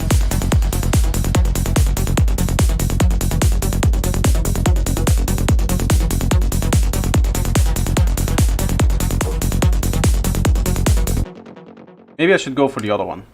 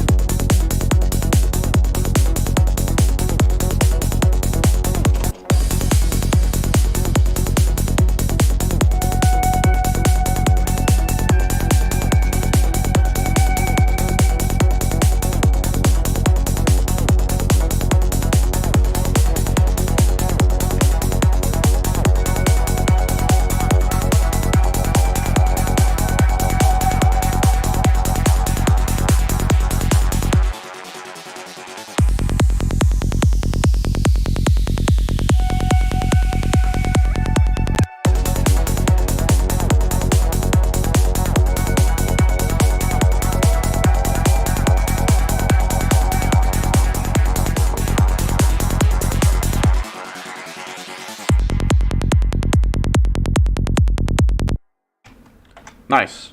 I am getting some CPU cracks. That's not something that's coming from the kick and bass anymore. We had that at the beginning, but we fixed that, so... The cracks that you're hearing is my CPU.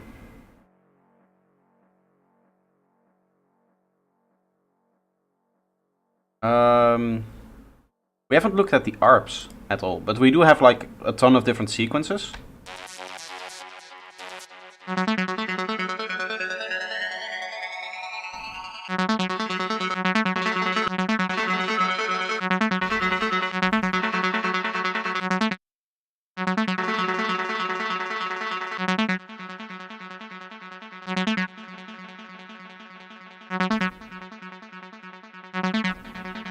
Hello Bass Monk, how are you doing?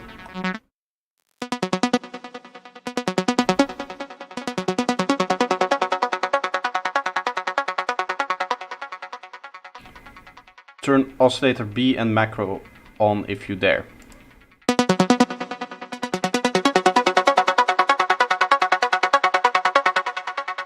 Well, I dare to do anything.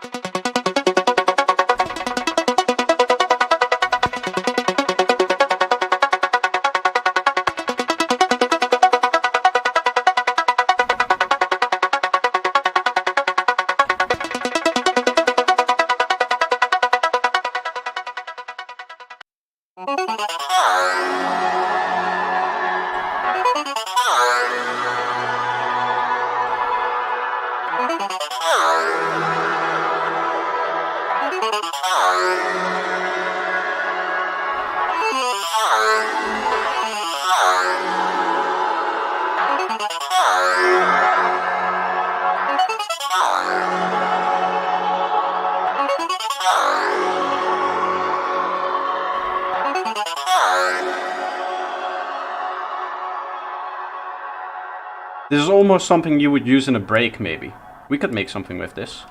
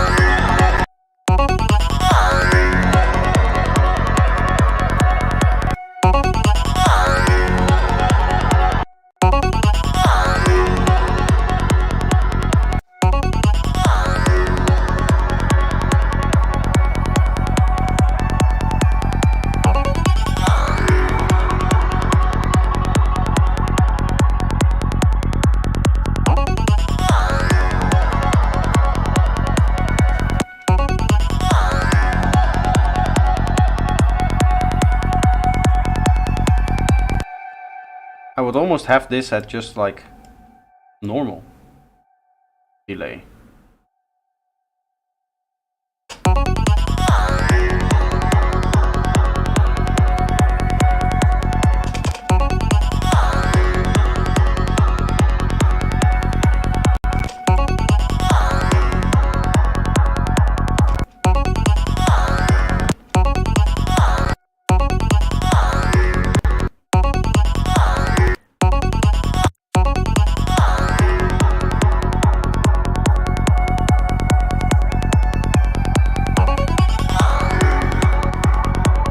I will rewatch the first hour of this. Well, nice. Thank you.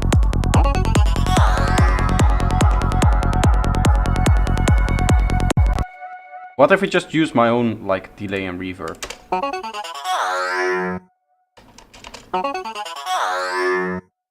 And we modify this part to, like, go down a bit.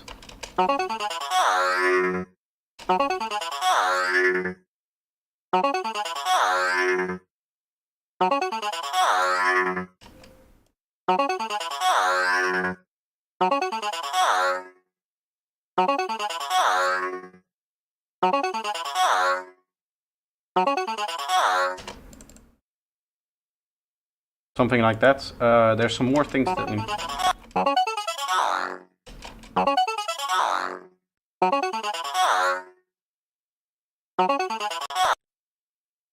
Can I double this up?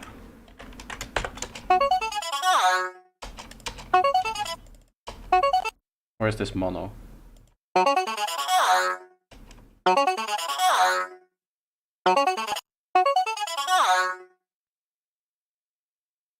It is mono, so we just won't use it like this. I'm going to double this part here.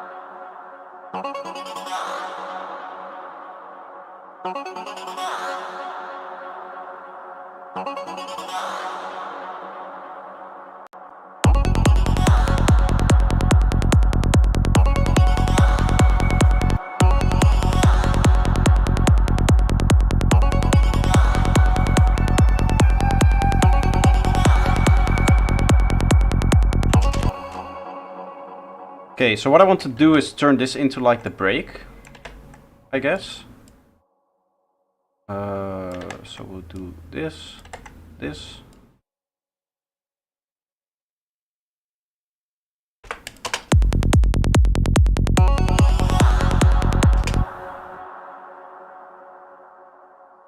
And then we'll get our filters.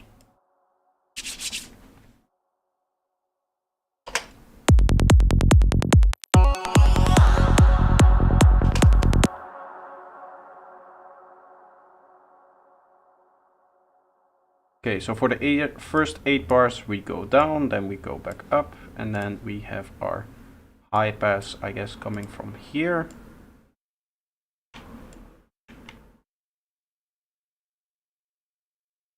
We bend.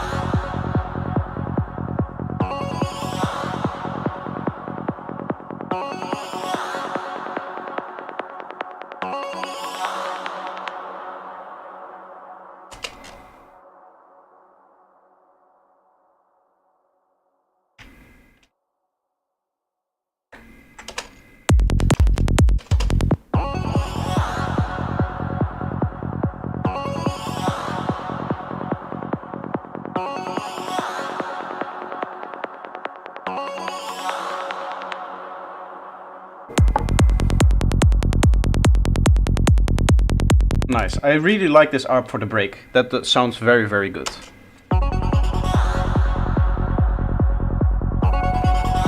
Also just woke up and made a great pizza and a beer after it made me sleepy. Beers in the morning? Or did you mean like an afternoon nap?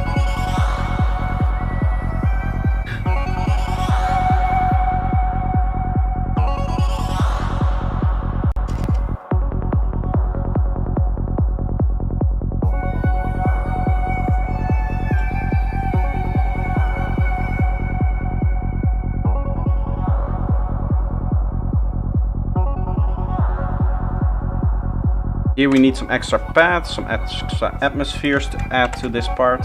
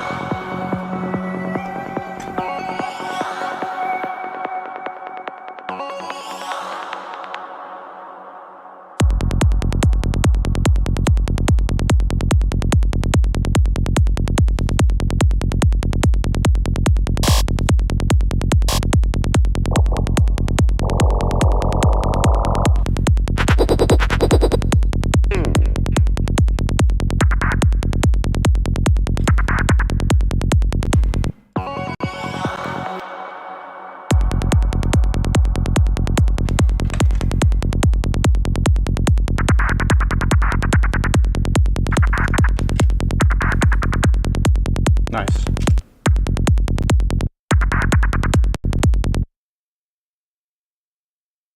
Echo to this.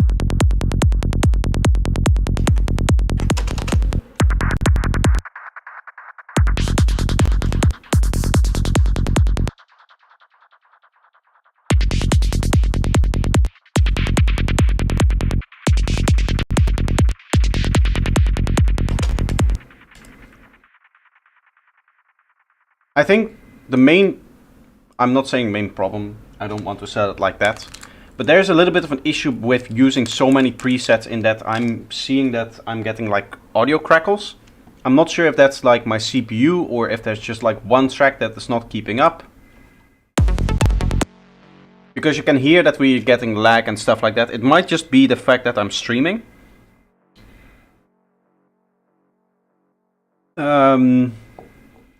There's a lot of different factors for Ableton that go into the calculation of like crackles and lag and stuff like that.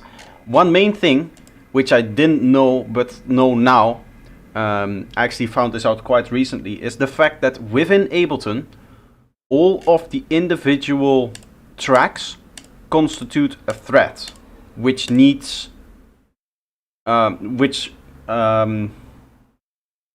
explain it well, each thread needs to keep up a certain block of audio processing. So what will happen is, while it's playing back, it will say, okay, we're now going to render the next bit of the playback. Let's say that it's this bit. So it will go, and it will go through track 1, oh there's nothing there, oh there's nothing there, oh there's nothing there, there's nothing there. It comes to here, oh we need to render the kick, it will render this bit of the kick, and then it will play it. And then it will do this, this, this, and it will do each track separately. The problem is, within threads, if you know anything about programming, there's no real efficient way to control which ones execute when, because you cannot have like all of the threads execute at the same time. There's only one instruction that the CPU can do at the time for each core that you have. So for mine, which is an 8-core, I think, CPU, an 8-core CPU, and it does double threading, it can do 16 instructions at once, so 16 threads at once of execution. So what the PC is essentially going to do is it's going to constantly switch back and forth. So within Ableton, you have all of these different tracks, and it might be because I'm putting everything in groups, and Ableton doesn't like that. And all of the groups constitute a thread. I haven't done too much research on this yet. I need to do more. But essentially, what can happen is that it will be rendering out, say, this part here, and it will have done all of the things to render out. It just needs to do one more thread, but that thread happens to be the one that takes the longest. So that means that it cannot so that it just like doesn't have time at the end, right? So that's where you get audio crackles, which means that essentially, if you have one thread that takes longer to, or one track that takes longer to process than the part that it's processing is long, you're always going to have audio crackles, which means that you can have a very light project, like for example this one, which would run perfectly fine if it wasn't for one track, and that one track is causing all of your problems. There's also something else in here that I wanted to check that should be in here. Yes, this. This is your CPU meter down below here. It indicates which tracks cause the most processing time. So what we can do is we can play it and just check for processing times. If there's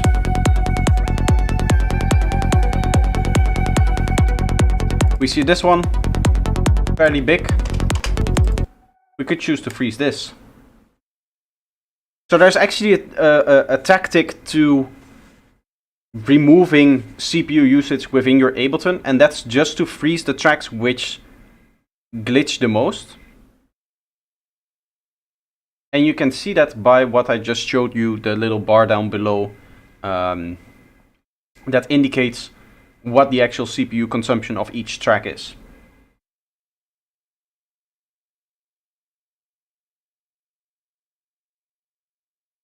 I hope that my explanation makes sense. This is very technical stuff, so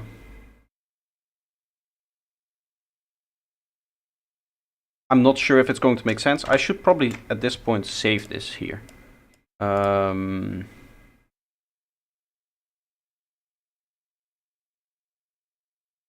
call this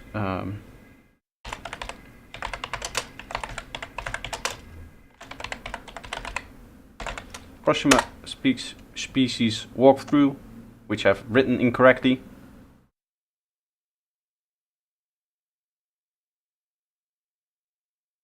This is always a scary moment if it's going to save well or not.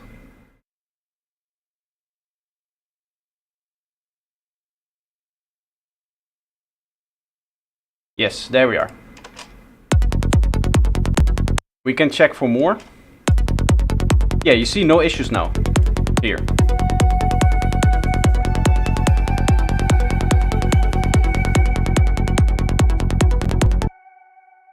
But you can still hear that we have some issues.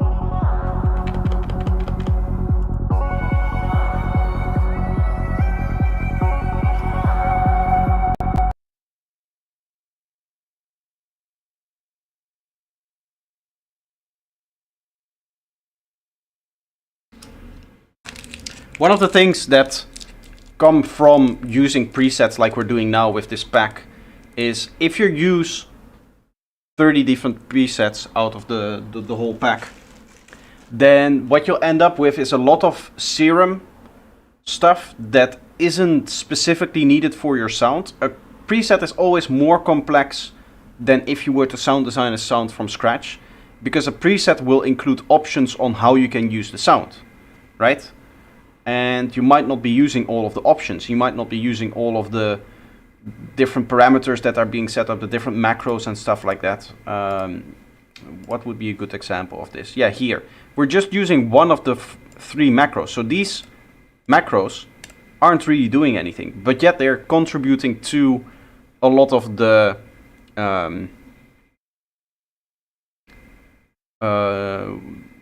they're contributing to like the CPU overhead, because they still need to be processed in case you are using them, but you're not. So making a career out of using presets doesn't mean you have to. Okay, yeah. Yeah, no, I agree. That's a good statement. When it comes to presets, I think I've explained my thought process fairly well when it comes to presets. I am not against presets. To be honest, for me, all that matters is that you make good music. And if you do it with presets or without, then that doesn't matter. At the end of the day, what matters is that people go to a club and dance and have a good time. And nobody's going to care if you made all of the sounds yourself, if you made your own kick and bass, or if you stole it from a track on YouTube and you downloaded it from like a very popular track and you just sampled the kick and bass from there.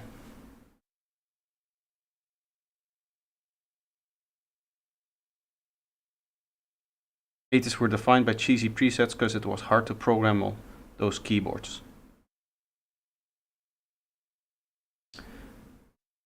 To be honest, I wasn't around. I've never... Maybe Shadow Rage knows more about the '80s than I do, but I have no idea, to be honest.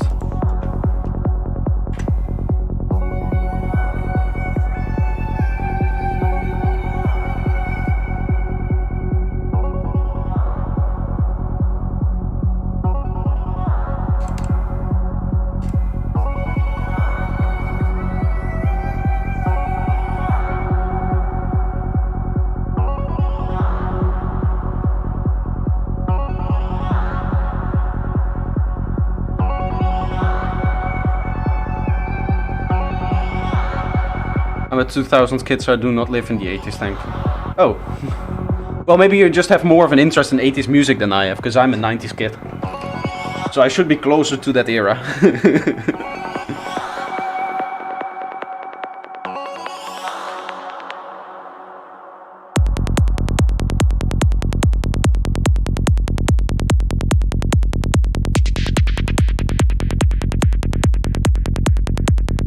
Yeah, now you can hear the kick and bass without all of the annoying clicking. Although when I pause, it's still there, the clicking. I still don't buy that there's clicking in here. I think it's 8192. No? 17158. 152. That's a lot. 152. But now it's aligned, at least.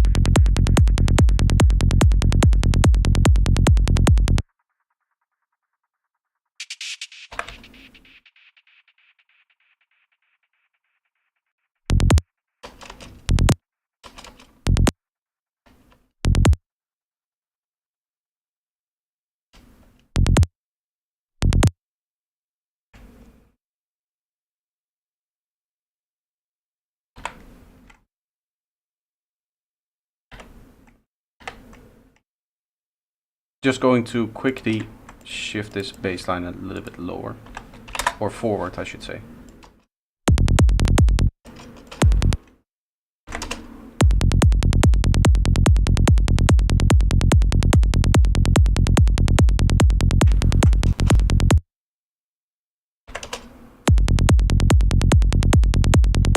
Yeah, that's what's bothering me.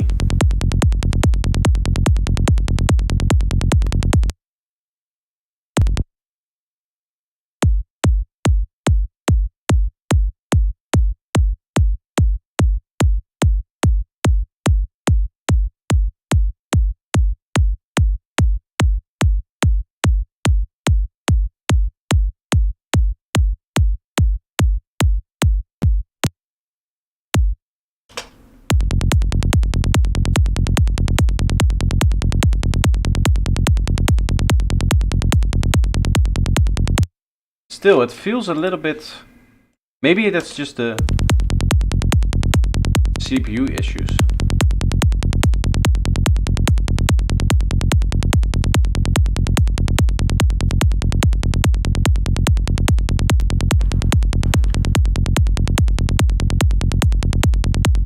Let's have this.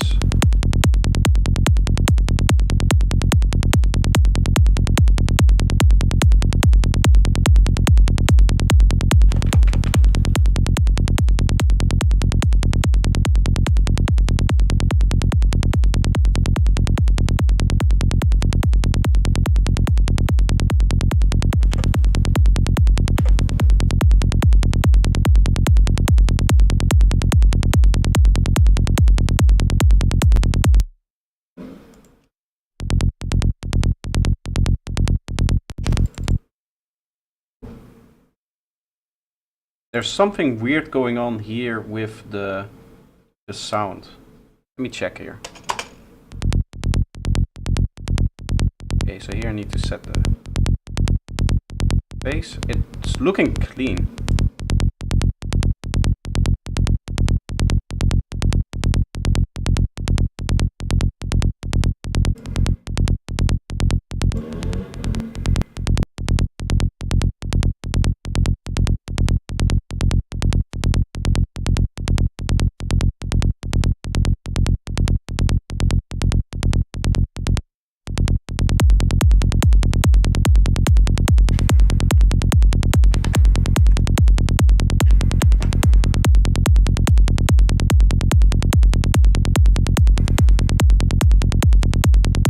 That's already sounding like a bit better.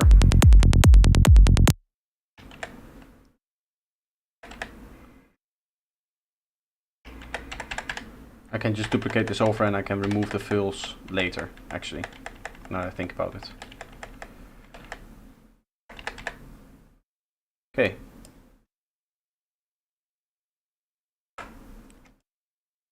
I want to delete this and this here, because this is where our lead is.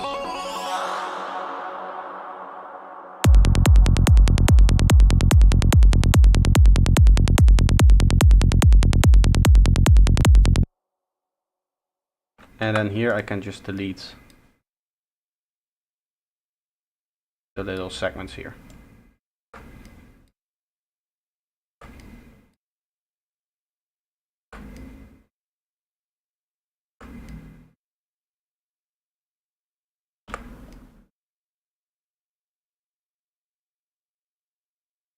I think that's everything. Right? Yes.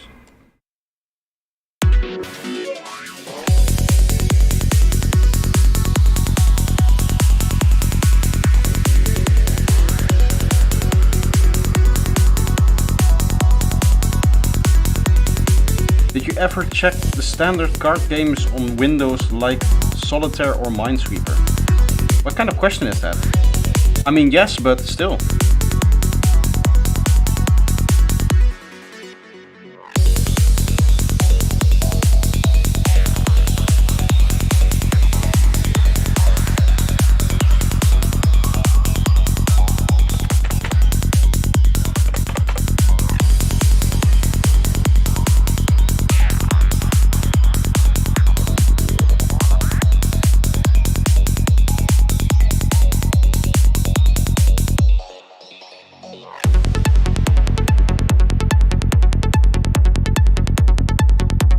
Since you're not much of games, I thought you'd play those. I mean, it's not like I never play games. I play some Counter-Strike sometimes, some League of Legends, but I don't like online games because, especially for like League of Legends and Counter-Strike, actually both of them, the people that you're playing with are not nice.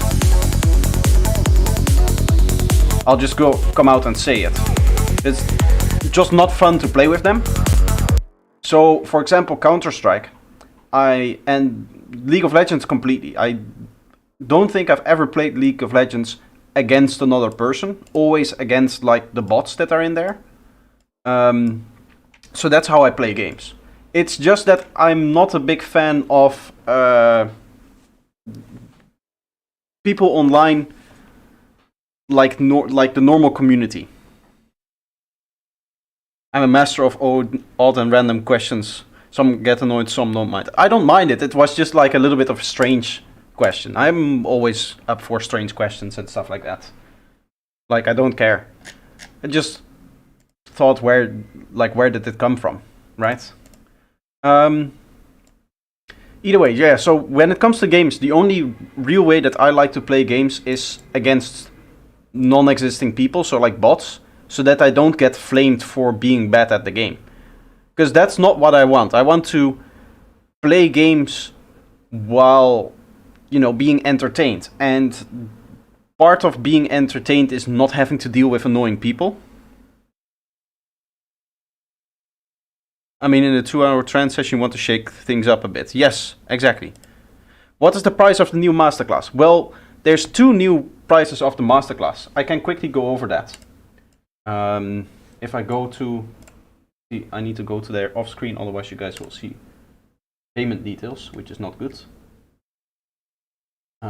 Here and here. There is this one, which is the $120 edition. This is the video material, the Ableton project, the Reaper mix, and the mastering chain, and the production stamps. All of the stuff all together is $120. It says plus, which means that you can add more if you want to. You could turn this into 200, 300, whatever you want. But minimum price, $120. Then there's only the video, and look how beautiful I look. There's only the video, and that's $60. I got you. You prefer games that are fun to play. Yes, exactly. Exactly. And to me, it's not like the game itself isn't fun. For a lot of these online games, like there's a lot of cool mechanics and stuff that I would like to play with, but I'm just not a fan of other people when they are playing games, because everybody gets annoyed at you. Because I'm not like a good aimer, a good guy at like the movements of things and stuff like that.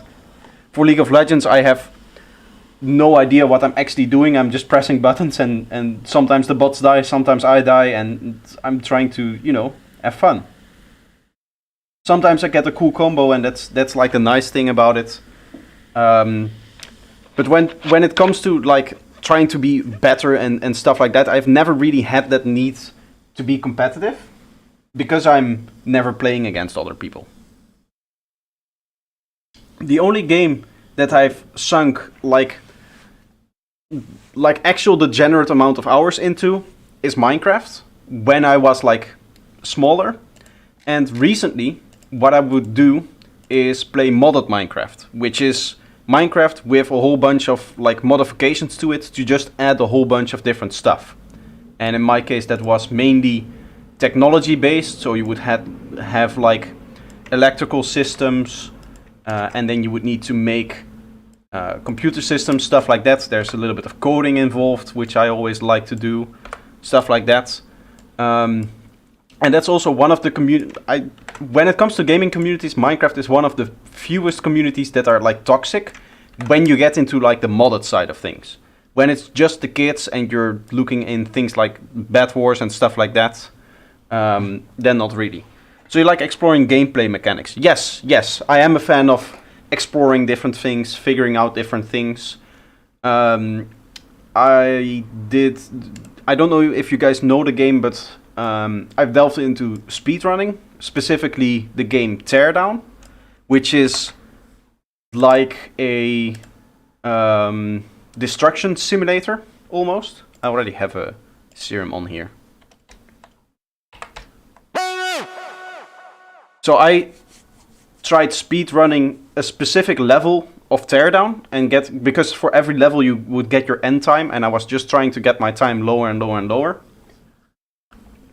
Because what you would have to do in Teardown is there was like a map, and then you would have different boxes and different vehicles, and you could replace the vehicles in a different way, and you could align the boxes in different ways, and therefore you could like make your own route that you could then run and try to get a very good time on. Which I guess was like a fun afternoon. And then, you know, it was like one afternoon I was really into that. I was like, oh, this is what I'm going to do for the rest of my life. And then the next morning I woke up and I had no more interest in it.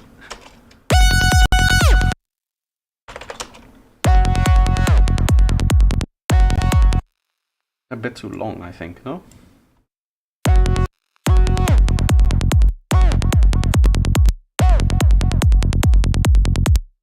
Nice. I should place this here, probably. Open world RPGs are my favorite. I don't like following a story and being restricted to only that. Yeah, everybody has their own way of playing games. I'm not really I mean, a good story would be cool, but it's not a necessity for me. I'm much more like the mechanics of the game, like the movement and the aiming and stuff like that. That's much more important to me, that all works together. It has to be tied to some cool art direction, not generic stuff. Yeah, I really don't care about game art. As I said, the game that I've spent the most time into is Minecraft, which, let's be real, it has a unique art, but it's not like very good. I'm gonna be honest here. It's just like pixels, which, I mean, it works for the game, but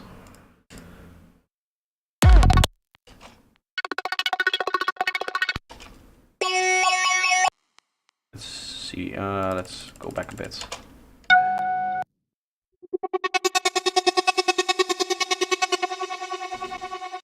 That's pretty cool. We'll put this here.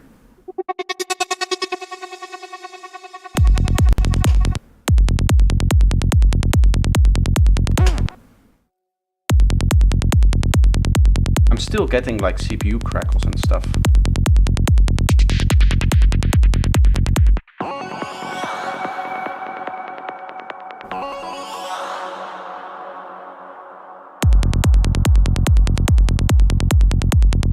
I've thought about doing a few gaming streams once in a while, to be honest. Just a stream where I just like relax a little bit more, because I'm not going to say that there's pressure on me to like perform when it comes to these streams here, but I do want to, you know, be creative and actually get out a good piece of work, get out a nice production, stuff like that. And when it comes to gaming streams, you really don't have to do that. So that would be a little bit more relaxed. Minecraft, it would be fun. Yeah, I could show like my progress in the world that I have at some point. But maybe I wouldn't want to do that on this channel here. So what I'm thinking of doing whenever I make the other channel for the challenge music is that I'm also make a YouTube channel there, and just once in a while, like once a month, I'll just spend an afternoon playing a game or something like that. Yeah, I'll be the next big, instead of a trance party in Minecraft, I'll be the next big Fortnite DJ. Ooh.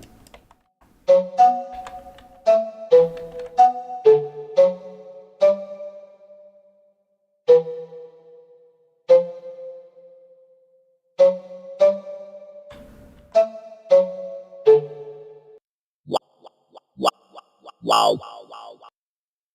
Wow. Wow. Wow. Wow. Wow.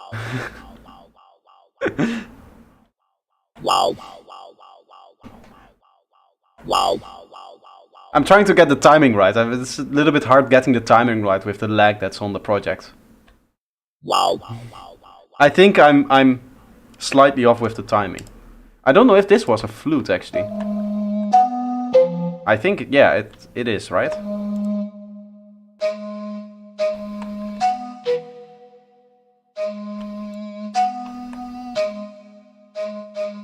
Much more like this.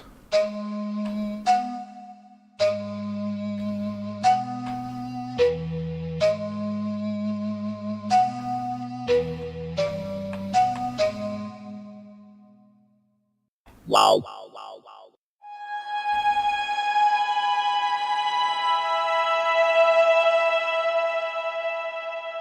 I do like the idea of having strings like this.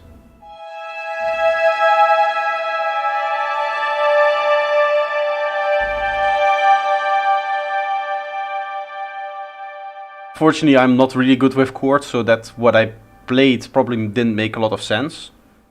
But these sounds are very nice. The real world instruments. This one, the string, and then there's also the actual flute.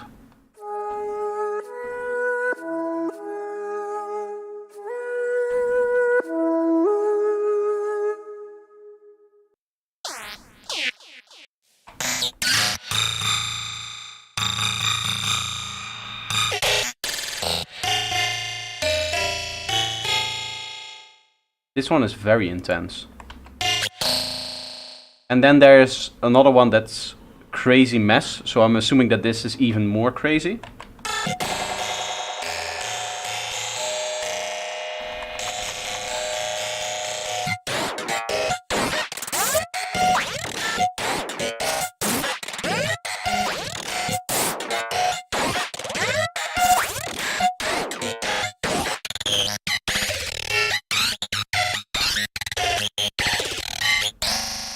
This is very cool. Hey, why do I not have a kick anymore here?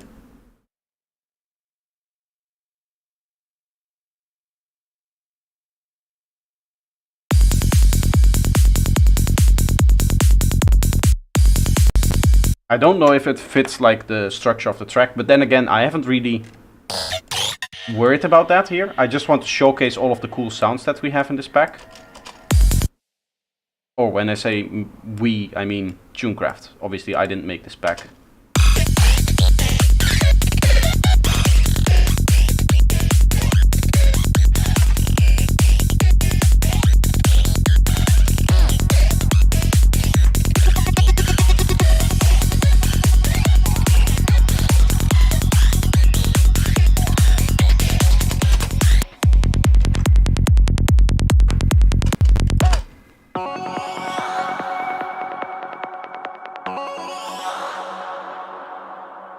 I missed the answer, but have you ever made the dubstep trance? Well, what? It's dubstep trance. I've made dubstep, which is like different than trance.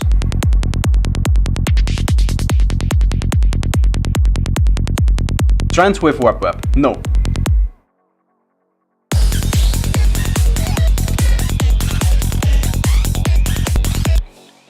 I probably want this in the third part.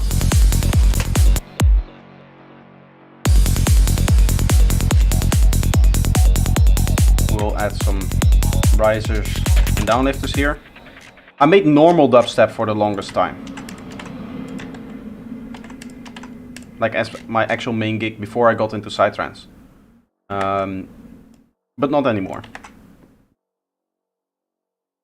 I probably could still do it, but I just don't have any interest in it, to be honest.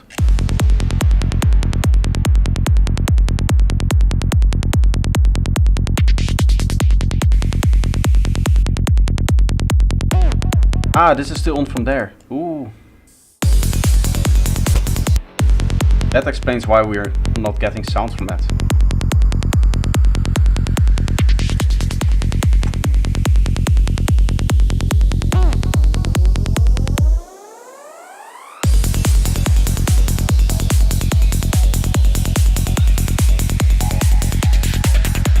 I like to do some drum and bass now and then.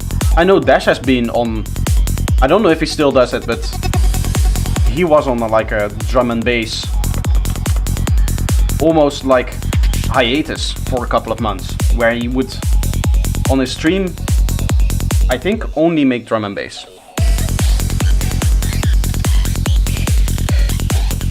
I don't know, I've tried, but it's never been something that particularly inspired me.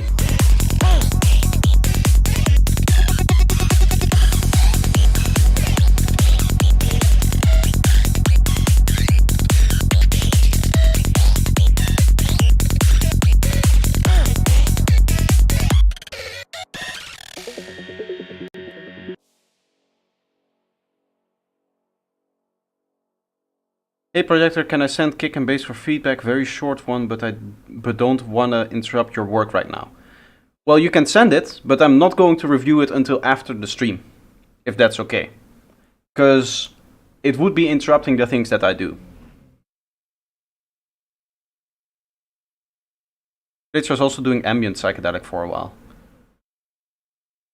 Yeah, to be honest, there have been like parts of my life, I wouldn't say it like that, but there have been parts where like for a few weeks I wouldn't look at his streams. I usually hop in almost every stream he does just for like 5 to 6 minutes because, you know, just to say hi, to support him. But for me, when I'm working on my stuff, I don't want to have another stream open. I get very annoyed when I'm producing myself and I have another stream open as well, which is a bad thing to say because I'm streaming myself as well. And I don't want you guys to all of a sudden leave because I'm giving you guys this opinion. But to me, it's very annoying if I'm both producing like myself and something else is happening as well. Like some other thing is speaking or playing on the background or whatever. When I'm like editing as well, it doesn't really work because I need to hear my own voice, obviously. But every once in a while I'll have something where I don't need to actually listen, like when I'm preparing an upload or when I'm working on some artwork or organizing stuff, moving files around, all of that stuff. And if Des is streaming at that time, I'll just have it on. Anytime I can. When I'm not working with audio, which most of the time I am, I can listen to a different stream, and in that case I will actually work with it. I'm thinking of installing Serum right now. You should. Serum is very, very good. And it's only $10 a month. On Splice.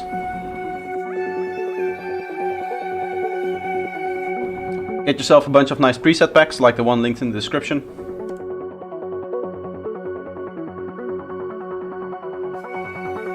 I want some more effects in the intro. I think I was actually working on that, but... Serum is a very powerful synth. Yes.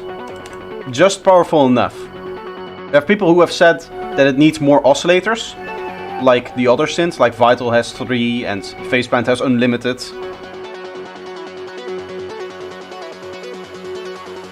Monthly, I just bought Serum. Yeah, you can do a... I did a... It's like your what's it called? It's rent to own, I think is the right term. You can buy it, obviously, at once, and then you just buy it and then it's yours. But what I like to do with my plugins is just to rent to own, because if you don't like the plugin for some reason, or there's no like big financial loss, right? First of all, you should always demo plugins if you have the possibility.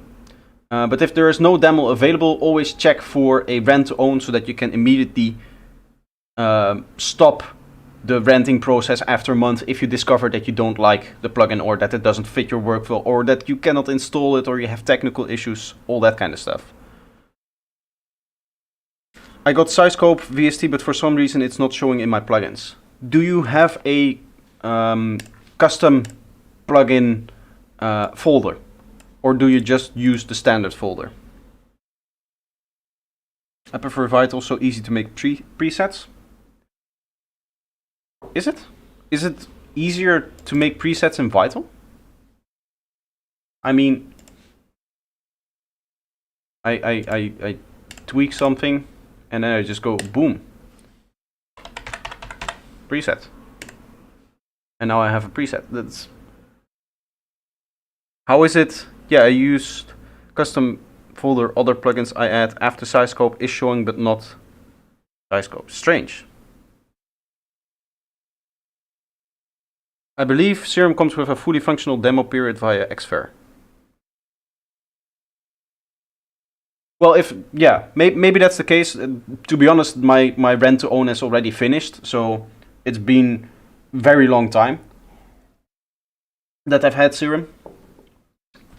And I don't quite remember how it was back then. But I now know that if there's no demo available, then a rent to own is a very good way to just get an experience with a plugin for a month, and then if it doesn't work for you, you can always stop, right?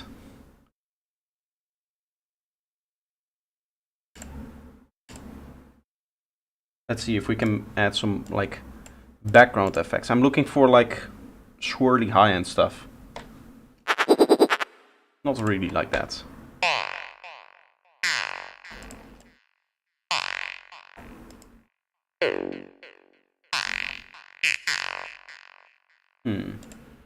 Want something slow and morphing.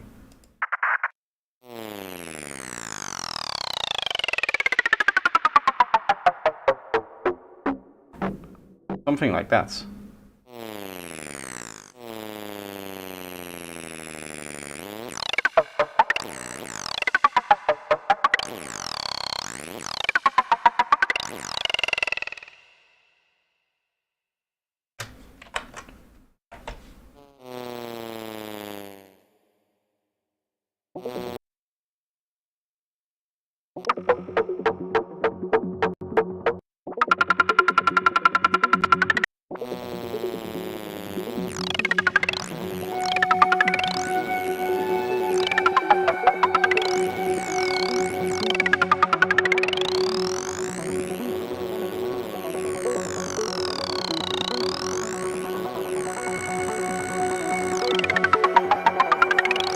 The Sunday's challenge stream? Yes, exactly. I still need the sample for that, by the way.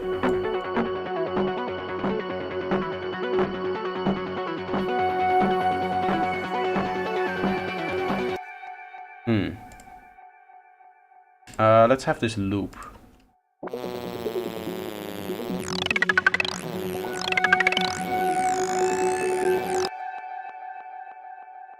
You can make some crazy effects by just morphing all of this, actually.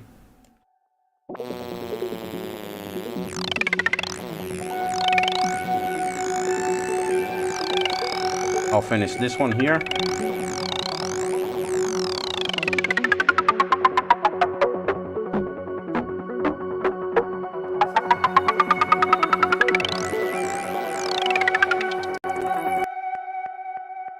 I guess we can go like down like this.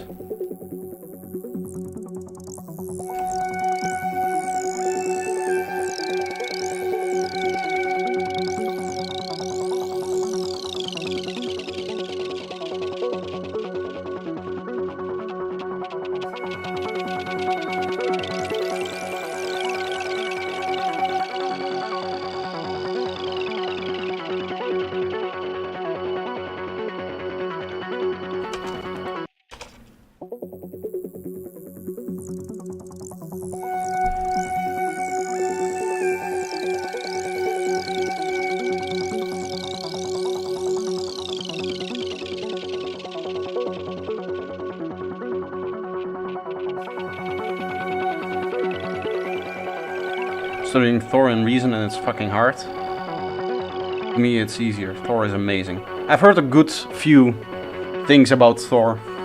Seems to be a very interesting plugin.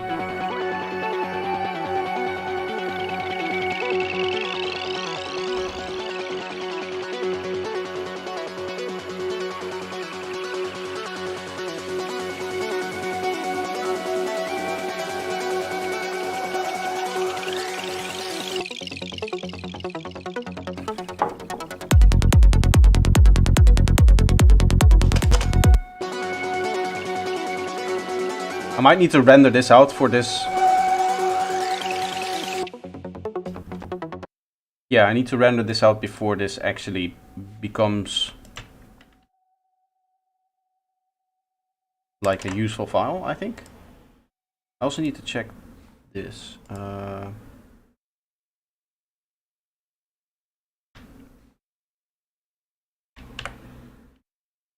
Yeah, so that's all off.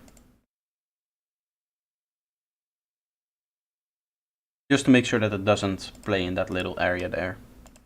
And now I can freeze it. What's the verdict on this pack? When it comes to packs like this, I think I'll always say that having a few packs like this one here, which is just all around good sounds, it's not something that should be like your go-to stuff for production. You shouldn't make all of your sounds from that.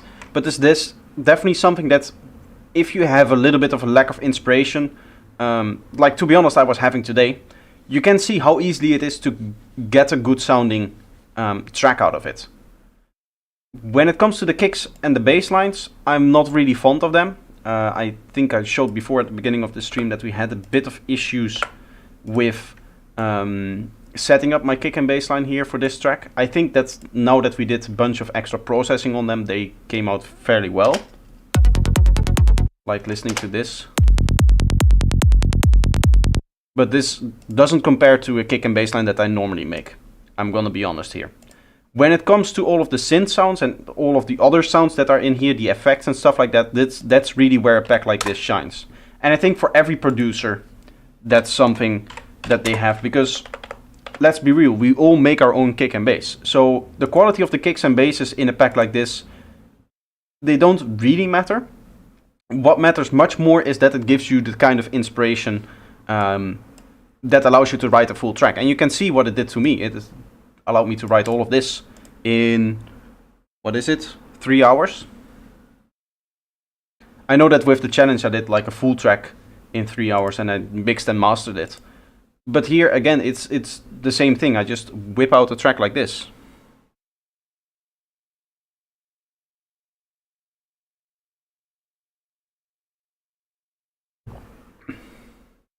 I did notice that the bass has a pronounced click, but that's what you want sometimes. I like it. I think it's more... I think where Psytrance is going to go is kicks like this. My samples, drums, these kind of very punchy sounding kicks.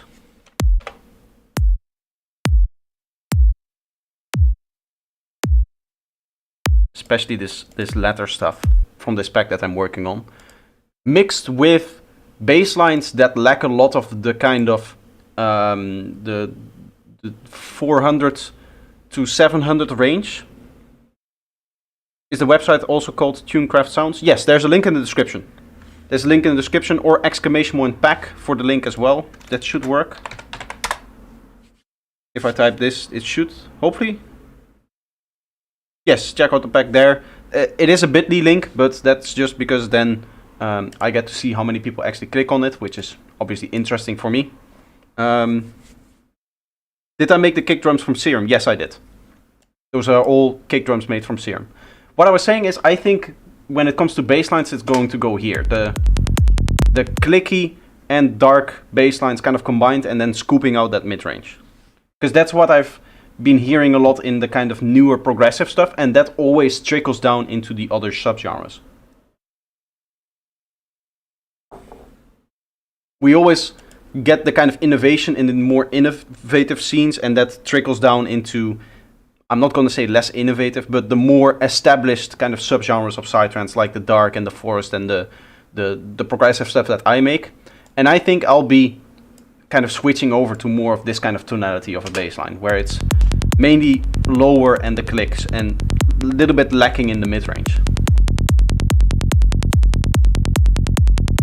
I do like the sound of this. It has kind of a depth to it, which allows you also to have a little bit more power in your leads when it comes to the mid-range.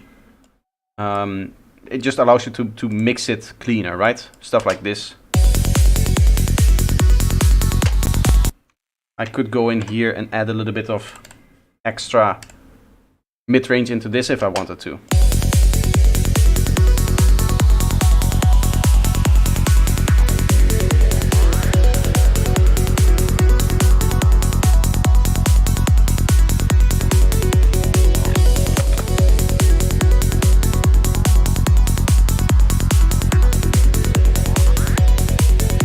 I think with this mid-range that fills up the space that is kind of lacking in my kick and bass, but I don't like the sound of this in my kick and bass. You can see me scooping it out here.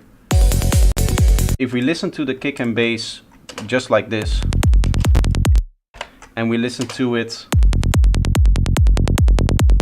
you get that kind of sound. Obviously I'm pronouncing it too much, I'm overdoing it now, but I think this, not having this sound in here and kind of having this scoop in here like you can see in the spectrum, is really where it's gonna go with psytrance, because it's just not a sound that I think is very nice sounding. And I've seen Dash talk about it before as well. He also tends to do, he's a little bit lower. I think he scoops a lot at the like 250 region is what I've seen, but he does it in his master. Don't quote me on this, but I believe he does in his master. Kind of scoop out the range just above where the punch in the kick sits. So that's around, would be 200 to 250 hertz. Is that bass 100% mono? I think it is. Unless there's something happening in the patch, which I'm not aware of. But I don't believe that there was any stereo spreading in the patch. Yes, 100% mono.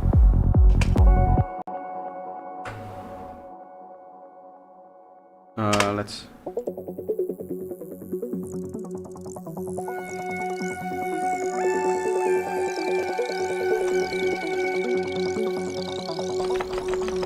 This can be a lot quieter.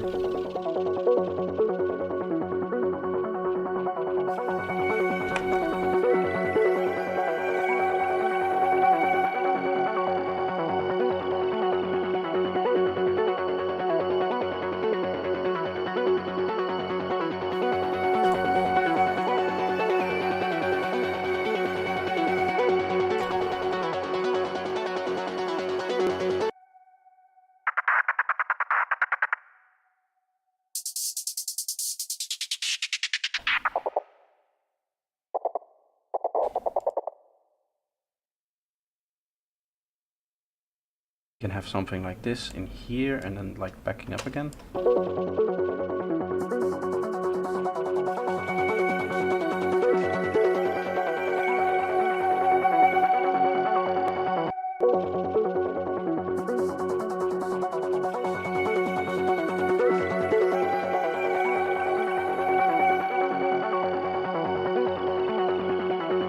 Some more effects in here. We still have this little area to bridge there.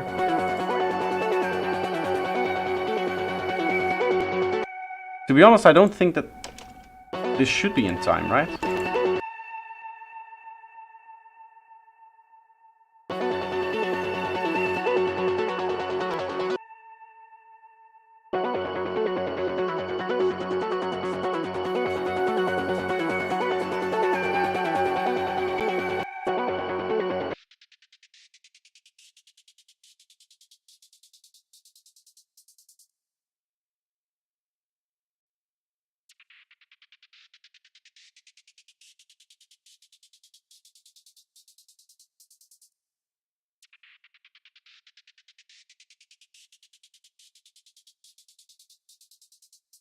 Ah, there's a modulator on here. That's not what I want.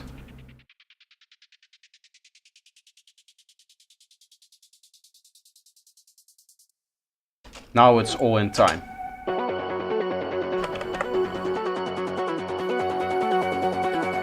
At least it should be.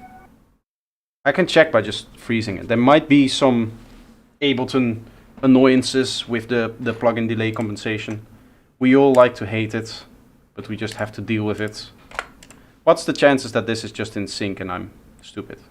It is just in sync. Is it just me or...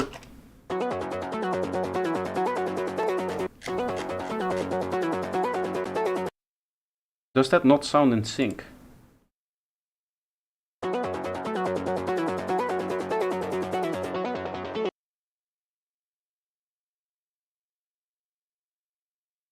Ah, it's because yes. There's a little attack at this sound, so that's why it's sounding a little bit weird. Because this sound in reality is not like playing here. It should be a few milliseconds behind. So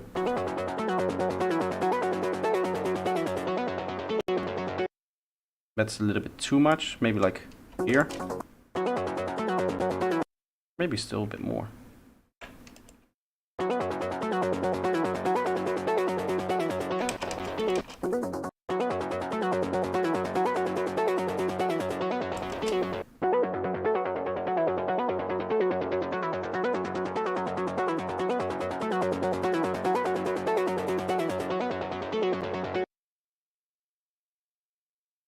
I think also having a delay on there should help a little bit by...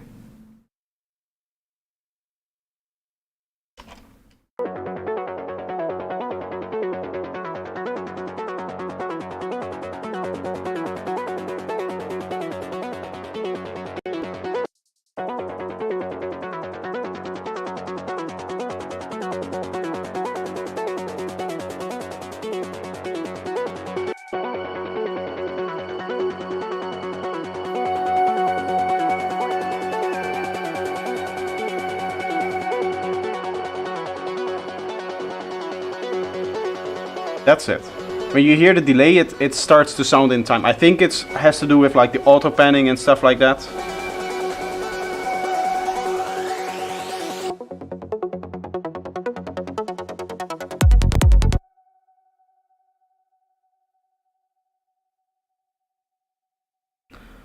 Jabba, I don't speak German. Or at least I hope that's German. It does look German. But I don't speak it. I see Danke projector, so I'm assuming that that's some kind of thank you note. Everybody immediately jumps on the idea that I'm somehow German. It's kind of funny because I've traveled so much within Europe. I've lived like 10 years now in Italy. I've lived a year in Hungary. I've, grown up in the Netherlands. I don't really have an accent, I feel, in my English. At least doesn't sound a bit like me. Maybe you say it does. But I feel like everybody interprets it as its own language, and therefore everybody thinks that I am from a spot that I'm not.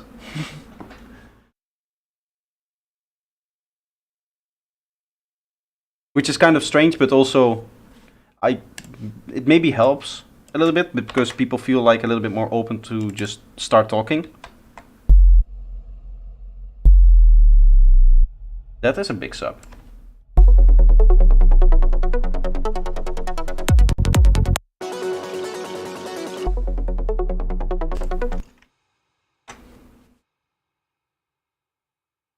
What's more CPU heavy VST, 64 or Bridge 32? When it comes to, if I think about, I've no idea. I don't know for sure. But if you were to put a gun to my head and you needed an answer from me, I would probably say 64-bit is less annoying on the CPU because it doesn't have to do any conversions between system calls for 32-bit and 64-bit, which 32-bit does need to do. I am actually studying plugin development, or I actually have finished my course in plugin development from my university. But that's not something that came up in the whole course, because everybody's moving away from 32-bit, so it's deprecated, obviously. But To be honest, the only reason why I would see one being heavier on the CPU than the other is because you need to convert system calls in 32-bit from the system call that it's actually doing to the 64-bit bridged system call. And the bridge itself takes some CPU load, which you obviously lack in 64 bits. But I don't know if there's any negative side effects to 64 bits that aren't present in 32 bridged.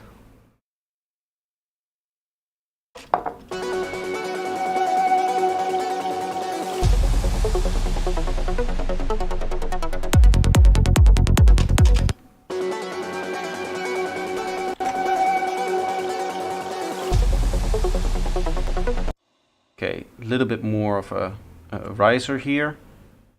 I'm just going to start add a little bit of samples in here, because otherwise it's going to be too empty. Sweeps, I think. Sweep up. Medium.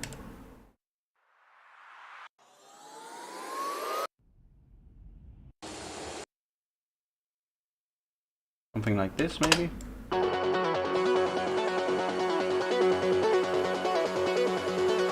Yeah, but there's tons of VSTs still in 32, especially old ones not updated. Yes.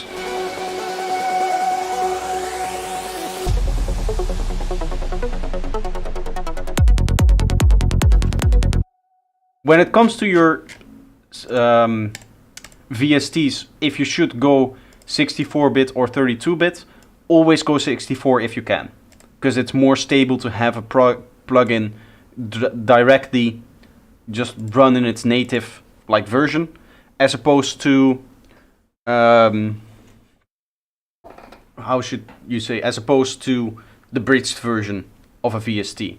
Because bridging, there's always an extra layer between that, and that layer can introduce instabilities, especially if there's system calls being made that the bridge doesn't understand, or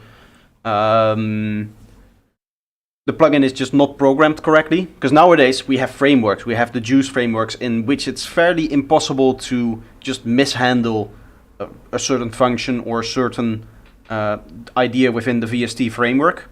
But VST itself is a very annoying format to work with. So it's very easy to, as a plugin developer, mess something up. If I've understood that correctly from the people that I talk to. There's some annoyances with VST that it's an old technology. So, I mean, even VST3, people are saying that it's just crap for what it actually does. What it brought to the table back then was save states for crashes. So when you crash your project, for example in Ableton, and you don't save it, you lose all of the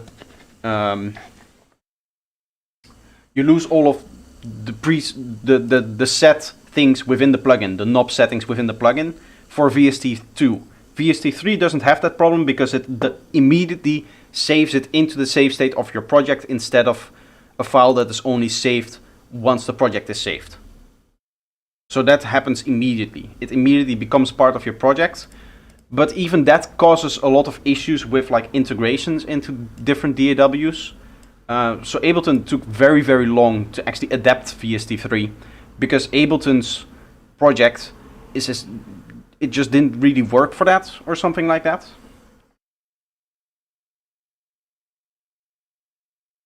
But now we're going away from VST, hopefully. Hopefully we're going to something stable like Clap.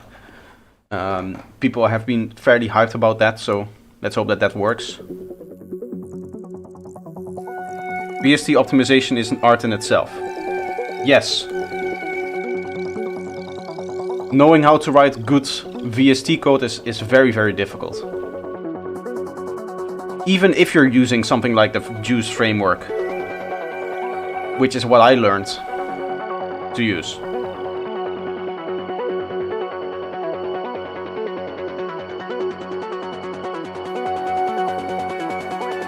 I love VSTs, no way I'm going to collect all the hardware keyboards. Yeah, but that's not what I'm saying. I'm saying that the VST format is going to go away.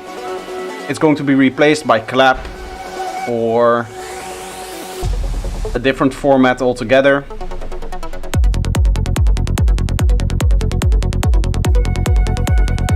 It's plugins. Plugins are not going to go away. The VST format is going to go away, hopefully.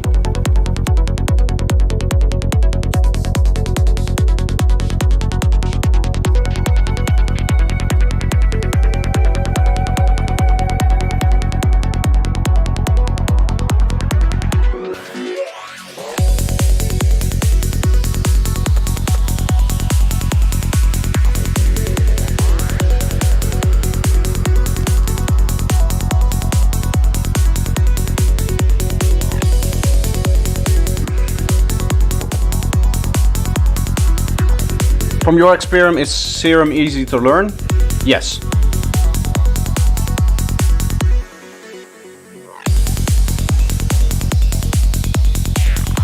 It's an easy synth.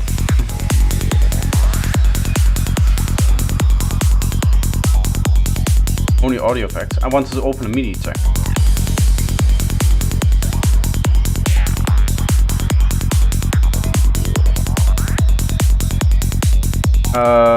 Do I want to finish recording this? I'll finish recording this first. And then I'll explain how I would go about learning Serum.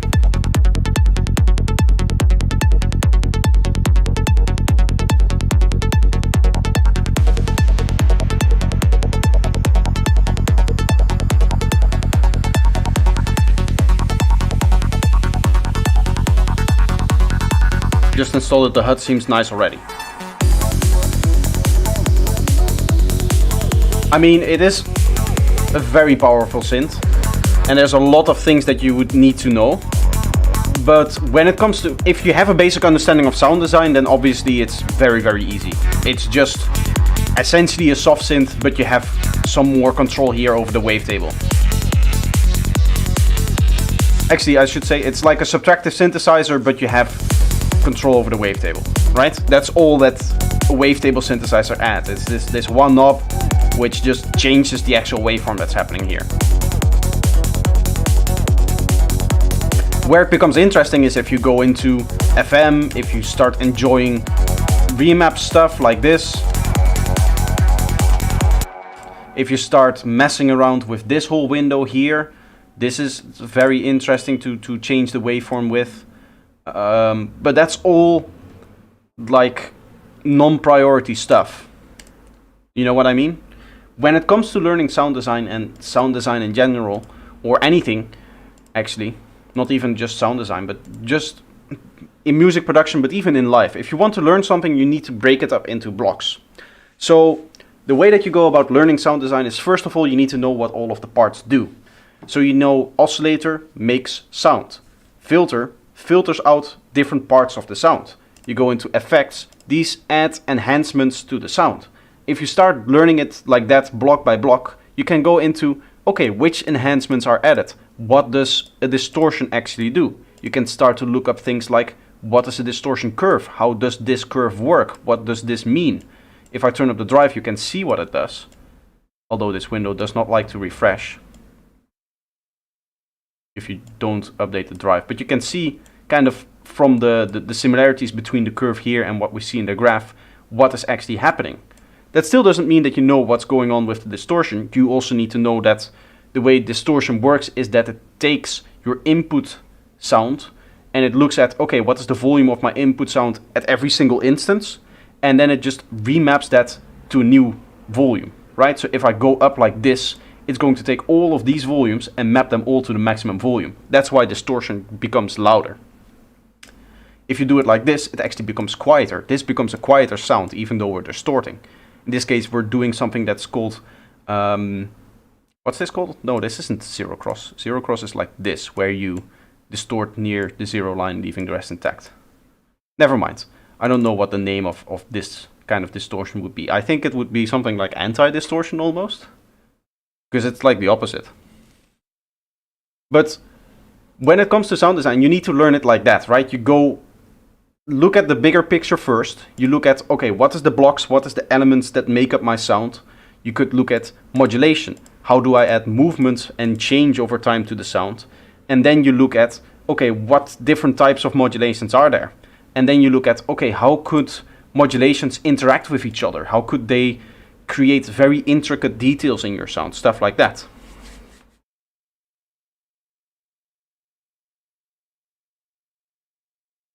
But you need to start out with getting the big picture.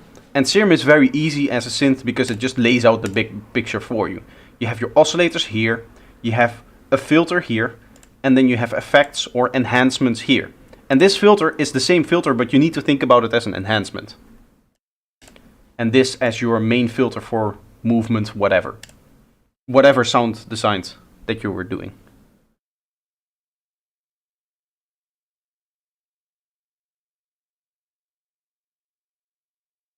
I have a basic idea of synthesis. I mean, understanding what affect what. Yeah, well then this should be very easy because it's just all laid out here for you. It's not something like Faceplant, which is another synth I really like. But when you open it up, it does nothing. You have to build it from scratch. You have to know which oscillators you want and how you want to link them up and how you want to have your effects changed, laid up and stuff like that, and in what order they should be placed and stuff like that. All of that is kind of missing from Serum because it just presents itself as, okay, here's the synth, play around with it. Not that this is a bad approach, it's a different approach. Didn't know about the distortion curve in Serum, thanks. You're welcome. I think a lot of people kind of don't know what the distortion curve really does, but it's one of the things that I wouldn't say learned, it allowed me to understand a part of sound design which is really important, and that's just the control over the loudness of your sound. Because usually what I would do is I would just take a sound like this, maybe even the flute like this. I would do this to almost every sound. I would just go in here, saturator, and I would just take this basic saturator, turn it on to clipping mode to make sure that it doesn't go above 0. And then I just make sure that it clips so that it becomes loud and that I can mix it. Right, so that you have like a nice waveform to mix. Ever since I learned about how this distortion curve actually works, and this was like 4 months ago that I really dove deep into this, I've learned how to make things as loud as I want them to without having to place a clipping saturator on every chain that I have. Which makes my tracks, I think, a lot more dynamic, but with the same kind of loudness and power. Because I can integrate it in the sound design itself. I want to continue from here.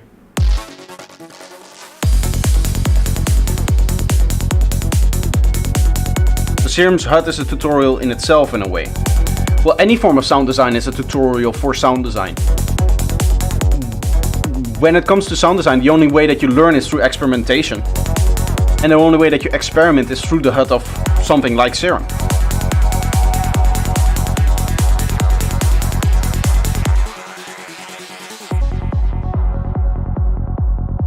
Just follow the layout and experiment? Yes, but experiment with a goal in mind. Say that you want...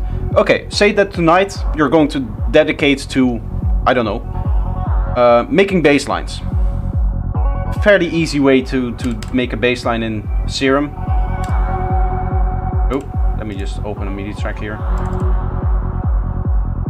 The easiest way that I find to make different variations of bass line and to experiment with sound design in Serum when it comes to your bass line is to say, okay, this is going to control the envelope of my main filter for the bass line.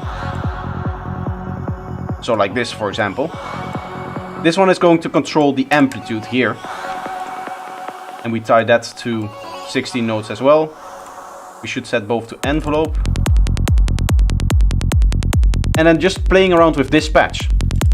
Look at what different filters do on your bass line. Is there a difference between low 24 and MG low 24 in terms of the sound? What happens if I change this here? I usually like to go for a shape like this. Something like that tends to work well for bass lines. But maybe you have a different shape. All of that kind of experimentation, you should all do that like in one day and form that into one session. And try to understand, okay, what happens if I do this? What happens if I do that? For example, one of the things that a lot of people don't know is you have to turn the random down here for the phase of your bassline, and then set the phase right before the click so that you have a click on the transient. So I still try to make a specific synth with no success. I tell you the example track, but I'm not sure. But I'm sure you're not gonna bother watching. Would be nice though.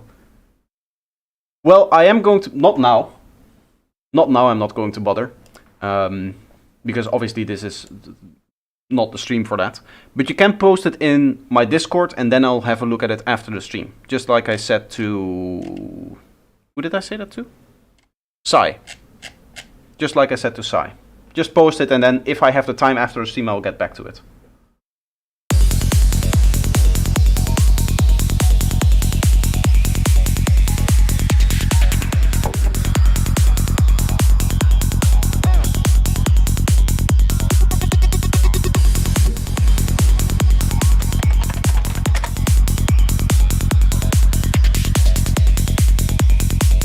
There's the link.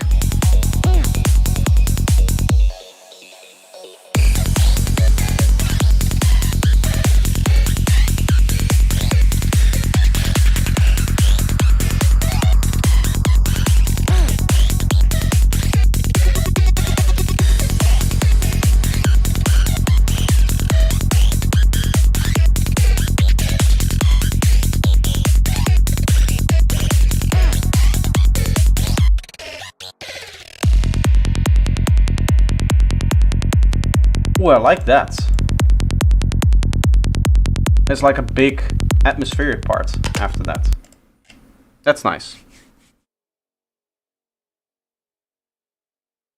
Do I need to extract the files into a Serum folder? Where would the default be? Okay, so within Serum, if you want to install presets or something like that, you open up Serum here, show Serum presets folder. You just click that and it will open up your presets folder.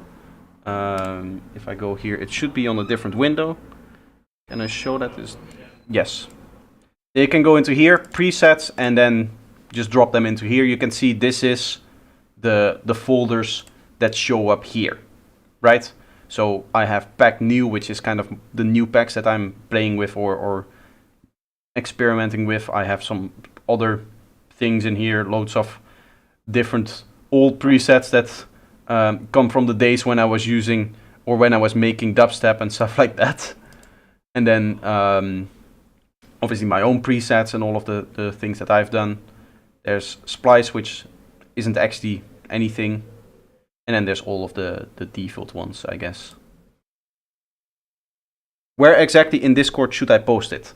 Well, within Discord, if you look right here, for example, there's sound design requests, right? Which I think fits what you want quite well.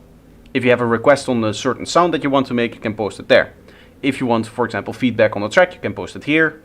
That's kind of how Discord works. Hopefully I'm explaining this well enough.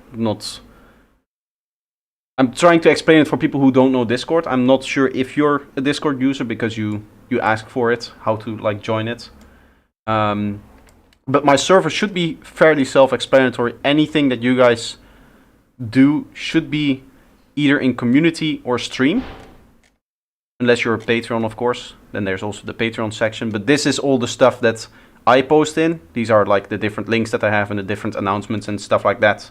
And then this is where the community kind of exists. And you just post wherever you feel like is the best place for you to actually post it.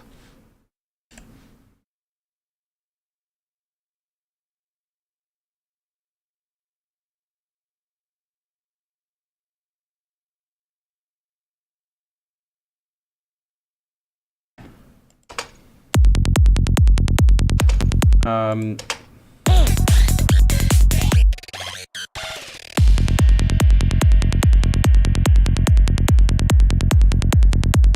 hoping this is all deterministic, right? There's no... Okay, so this does include a lot of chaos, which is randomization. Which, I mean, we could just really remove if we wanted to, but I think all of the processes that make that like big whoosh sound that comes when you stop playing the note, it feels like that's part of the like that's repeating.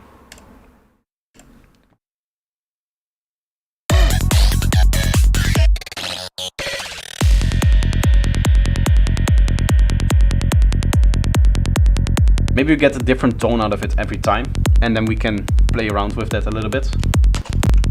That would be cool. Let's just try. It does sound different, right? That's a cool way to create atmospheres, maybe.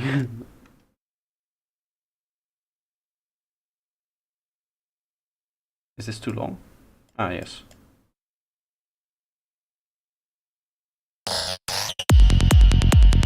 Yeah, that's definitely a different sound.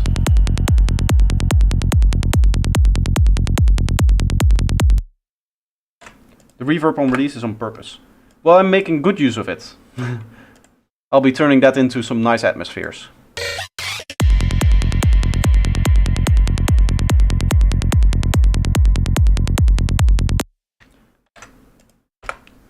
So, what I can do is like take two different ones.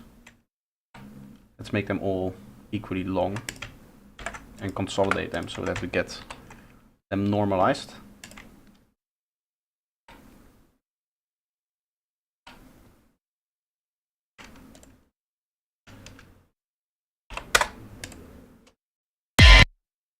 Oh, this one is not long enough. Guess we can add some fades to this then. Ooh. Like that, and then again. Oh, I should imprint them all on the individual file.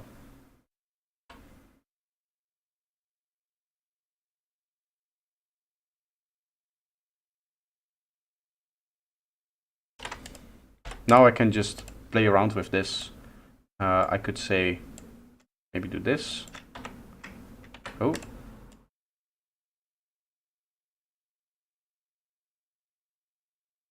Like this, and then have this be the reverse thing here.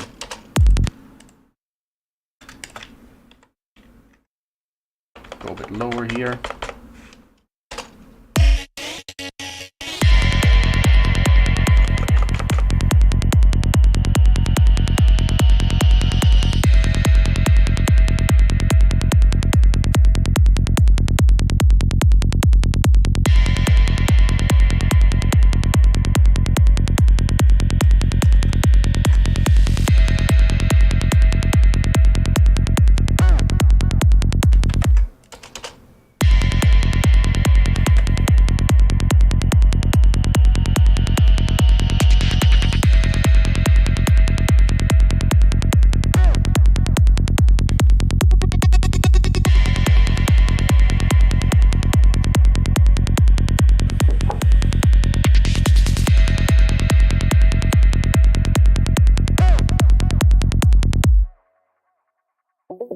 Let's get some like glitchiness on there.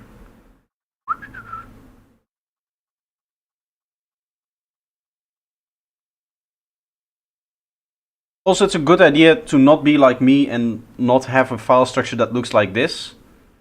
Right, where you have this, and then if I go in here, I think there's again the same presets. Right? I just moved the presets from the biggest folder into the smallest folder without removing the bigger or the other folder. So I'm just left with a whole bunch of subfolders that I don't really need. You should keep them organized. To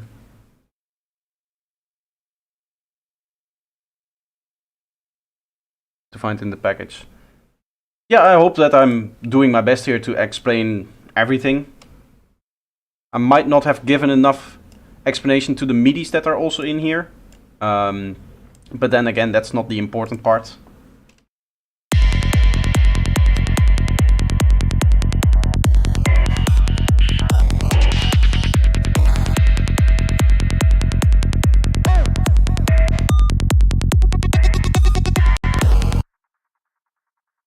I want this to be, yeah, quicker chaos.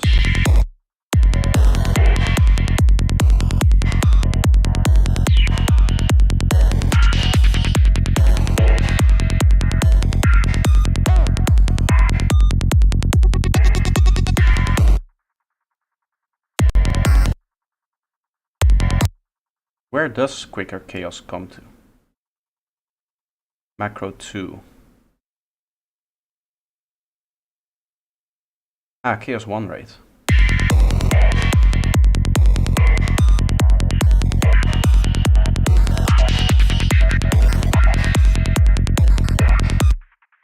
I want to find 1/16, which is a little bit more, I guess.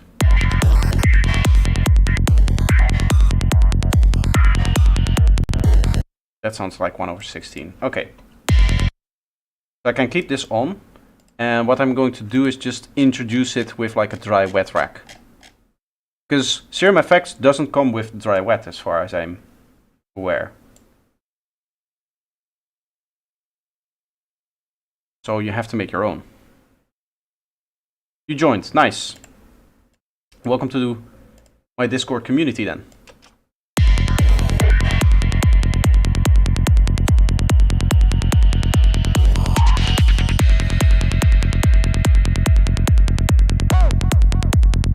I can do something like this.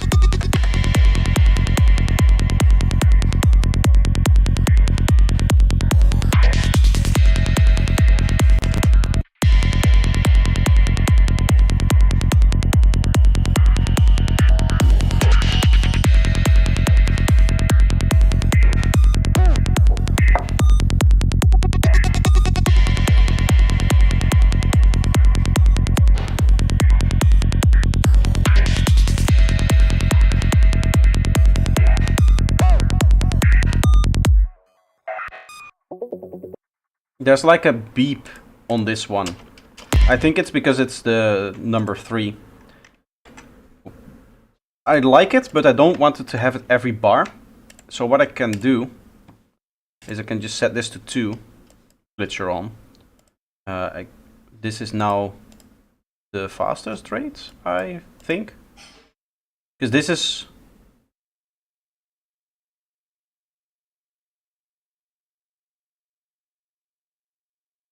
Okay, so this is all 1 bar. So if I want this to be 16 notes, I have to set all of them to 1/2. For it to do its glitching thing in 16 notes as opposed to 1/8 notes, I think.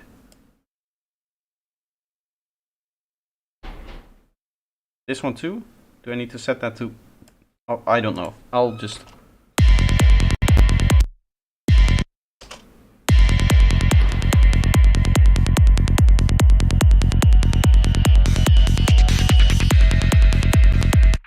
Yeah, you can hear, I can take this version, and that's also 16 notes, and I'll make this one 16 notes. That halves the rating. I again want this to be 1/2 if I'm understanding this correctly, because then every little segment is a 16 note instead of an 8th note, of course. And now we can just go chain 1 and 2, and we go macro 1 from 0 to 2,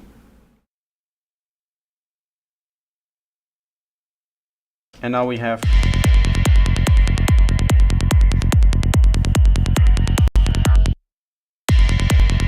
in theory, that should work. The only thing that we need to make sure is that there's no long delay or something like that on here. That we can just switch between them. Otherwise, what I would have to do is...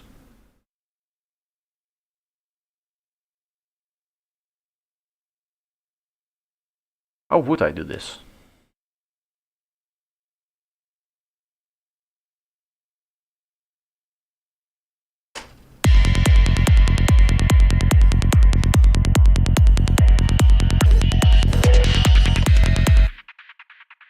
like this.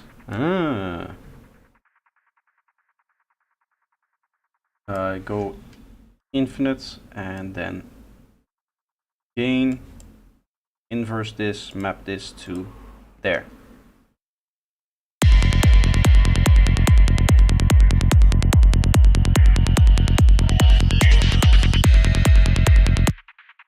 And then we just gain up all the way.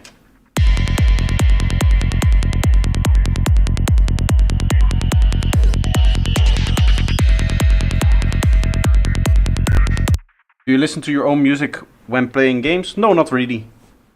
No, I usually have like, when I'm playing games, I'm relaxing so much that I'm usually listening to either a live stream or a podcast or something like that. Not really to music. Because I spend so much time working on music already that I don't want to... When I'm relaxing, I specifically don't want to care about the music for like a bit.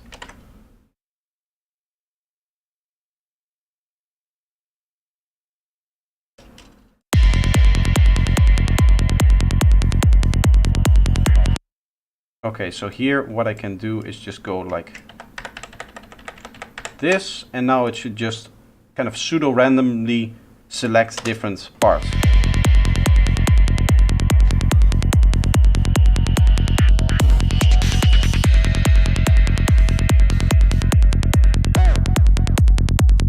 The advantage of making your own music is no copyright strikes. Yes, I've thought about making a few like ambient tracks that I can put below my videos. I just haven't had the time for that.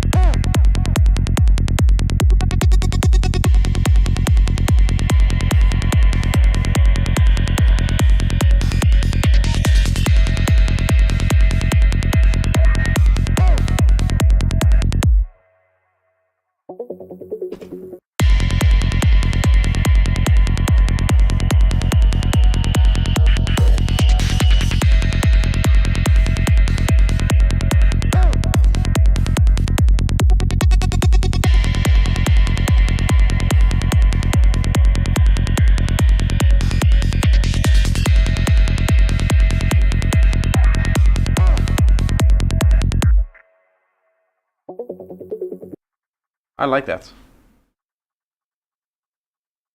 I think this is kind of like a cool showcase track of how you would use these presets. I would never really use or make sounds that just kind of like cascade down from sound 1 to sound 2 to 3, 4, 5. At some point you would usually go back for like a normal track. But if you wanted to show off all of the different sounds that are in there, in the track, then this would be a fairly nice demo. Because the only thing that I didn't make is these sounds here, some of the hats and the crash, and then like 2 effects, I think. The rest is all from the pack, including the bassline with obviously much processing, as well as the kick. There's a fairly hefty EQ on that. But yeah, I think from here, well, it's 6 minutes. You would probably do another part, right? But this sounds already like an outro.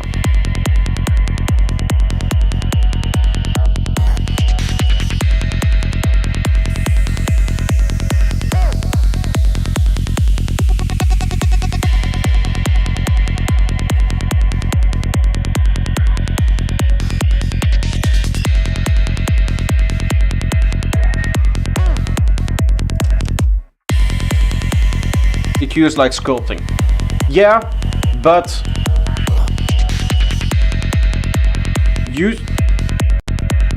usually when it comes to... It is kind of like sculpting in the sense that if you need to take away or add a lot of rock to a certain place when you're sculpting like a statue or something like that, then you've taken the wrong rock. I hope this analogy works for you guys, but that's how it works.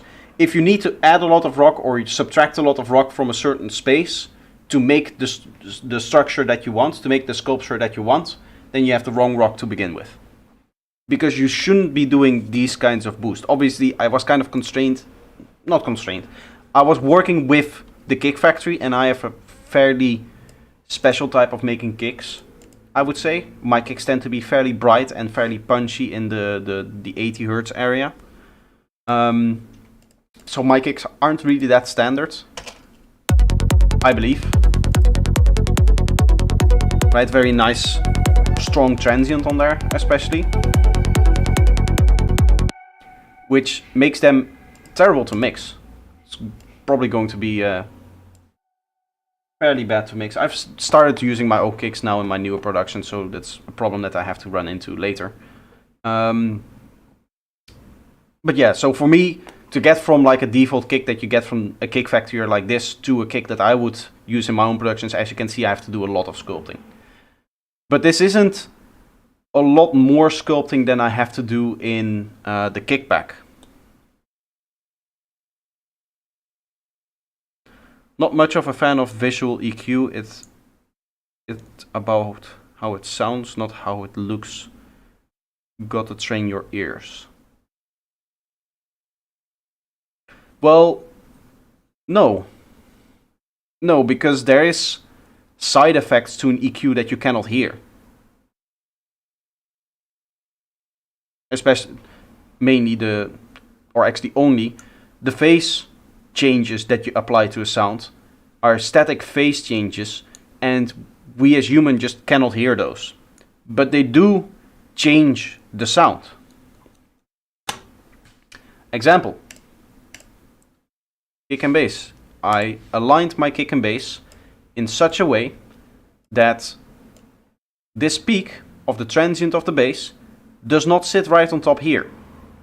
The reason if you do that is because then you get your volume sticking out here. So you lose headroom doing that. In this case, this transient is there, but it doesn't lose headroom because the kick is louder anyway. So if you were to EQ it differently, and I can show that by doing it like this.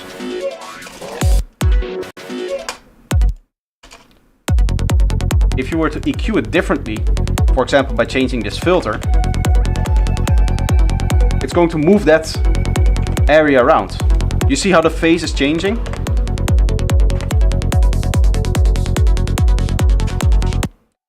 If you're just purely going off of sounds, then I don't think that you would notice. And you wouldn't know how to actually deal with this, I think. Because there's no way that you can hear it. Are you sidechaining here? Not yet. Now I am doing some kind of like sidechaining-ish. I'm removing the kicktail.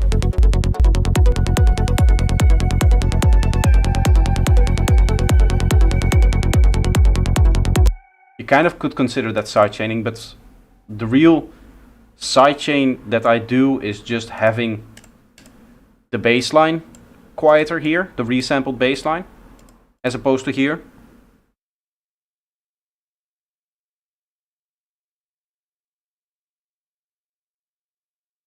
If you can't hear it,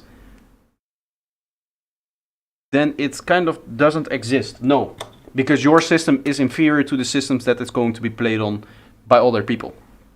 100%. Because you do not have a festival system in your bedroom.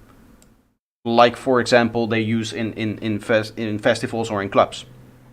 So you need to make your music, specifically psytrance, which is mainly listened to in clubs, I would argue.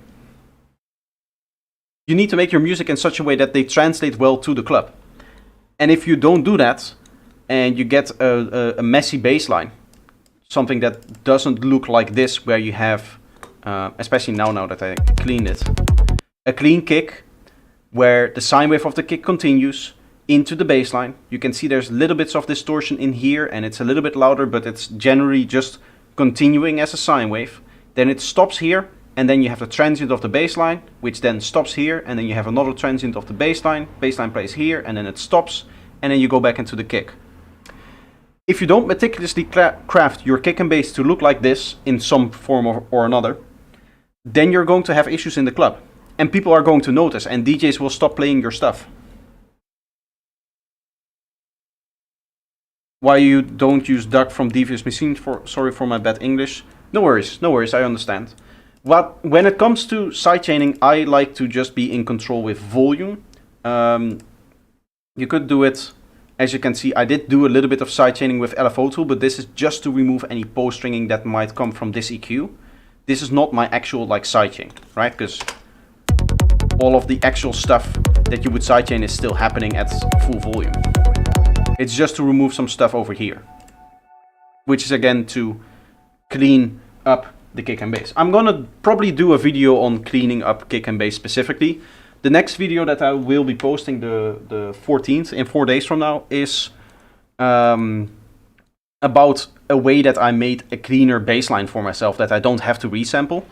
But it's a 32-minute video on a very complex topic that doesn't really address what the cleanliness of a bassline actually is and how you keep it clean. So I'm going to create like a special video on just cleaning up your basslines and why we do it. I saw another question. How important is it to tune the kick if the sub harmonics are not the first bass note? I never have my sub harmonics be the first bass note, because at the end of the day, the pitch of a kick is not stable, right? What you have even in the tail of a kick is that there's a slight deviation in pitch. So to say that you tune your kick to a specific pitch doesn't really make sense, because there is no stable pitch in a kick. It's a sine wave that is always slowing down in frequency. What does happen is that at some point that slowing down is so small that it almost sounds like it's in a certain key. So in that way you could talk a little bit about tune. But even then, I personally like to tune my kick drums 2 semitones below the bass line. The reason for that is a little bit of separation. I like to have that feeling of the kick really bringing in the oomph, and then the bass line kind of raising you up a little bit so that you get the dancing groove, right? What happens on the dance floor is that we usually jump on the kick, right? Imagine how you're moving to a track. In fact, just start dancing a little bit in your chair or wherever you're standing or sitting. Right? When we dance like this, it's on the kick. So having that feeling of the kick kind of going down and then back up again, that's really how I've been making my bass lines and my kicks. I think I'm pretty much done with this track, so we can finish that here. Again, I want to say, if you're interested in any of the sounds that you've been hearing, any of the, actually all of the sounds that are in this track, apart from some of the drums and 2 effects, all the rest of it comes from the pack that I've been advertising today. There's a link in the description. And yeah, if you're interested, just check it out. It helps me a ton, helps them a ton. They're good people. What I wanted to quickly talk about before I end the stream is my kicks then, because that's actually very, very interesting. And I've talked about this before. We've looked into making kick drums before. I'm dancing to projector, dancing on the chair, not the kick. Would you ever show how you master in Reaper? Well, I don't master in Reaper. I master in Ableton. There's actually a chapter on mastering in my masterclass. So if you're interested in that, you should consider purchasing the masterclass. If that's a little bit too expensive for you, I could do a video on mastering specifically, but then I won't go as much in depth as I do in the masterclass. Thanks for your streams, dude. You're a great in-depth teacher. Thank you.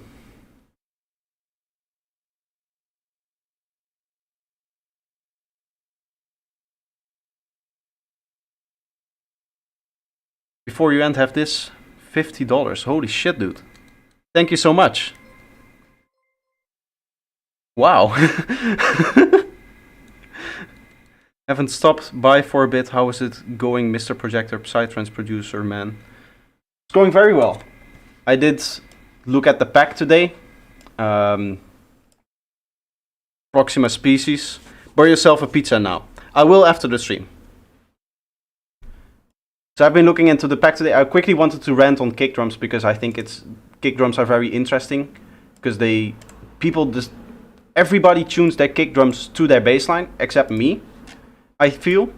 So for example, this is a bassline in E0 and then the kick drum will be D0. It's 2 semitones below. But you can hear how they actually sound very good together. This is the render's kick drum.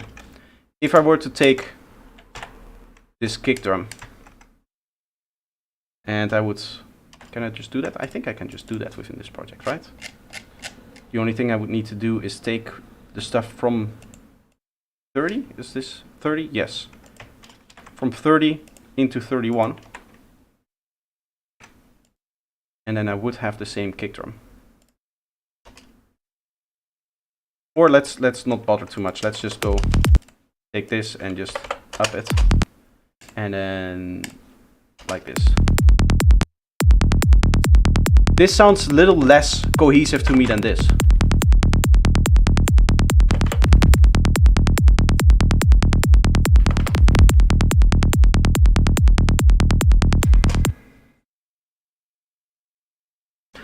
I'm glad you don't.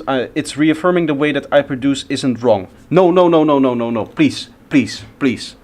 Don't think that I am the one that is producing the right way, because I'm also still learning. At the end of the day, we are all people who are still experimenting and learning and trying out different things. And if you can get good results, good music through tuning your kick drums, and if you wholeheartedly believe that tuning your kick drums make your kick drums better, like I do 2 semitones below, if you think that having them in the same key sounds better for you, because maybe you are the kind of person that makes their kick drums so that the last part here, for example, does not change in pitch, then you could argue that it's easier to align your bass line if it's in the same key. So for example, if you believe that, then it would be better to tune your kick drums. Don't do things because I do them. Try to get inspired by the things that I do. Try to see the systems behind the things that I do, and then don't go and like copy my style, because everybody has different styles of production, and therefore everybody has different techniques that they need to apply to actually get the best results. Right? You usually use maybe a different DAW or different synths or whatever, and even if you were to apply the same techniques, you're going to get different results because we're all making our own music. What was your worst mixed track? Well, I remember like the third track I ever made was a track that I called Super Bass. And you can probably already tell what the problem was going to be, but it was basically only bass.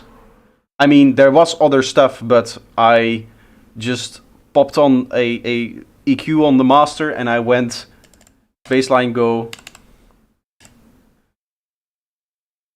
It's taking a while to load, so this joke is not going to land. But I was like, whoop, more bass. I want more bass. Get me more bass. So I did this. Obviously in FL back in the day, but still same effect. You could have your kick tuning 2 semitones above your bass. Yeah, I like the effect of the kick coming down and then the bass line pulling it back up again. Because that's, as I said, that's what we do when we're dancing to the kick. The kick brings you down. That's when you like swing downwards and the bass line brings you back up again. So I'm trying to mimic that with the tuning of my kick and bass, which is completely superficial. By the way, there's no like technical reason why this is better. It's just a taste. 5-hat move then. We could try it. Yeah, we could see what that would be if I were to put this in like F sharp. We're listening to this. This is it tuned 2 semitones above. Sounds cool. I like this. This has a like deep sound to me, which I like with the bass line. Of course, it sounds different with different kick basses. This is A sharp, so this is fairly high tuned. Still, this one G0. If you're gonna go, I think if you're producing A sharp or G sharp, something like that, then you get too high if you tune it upwards.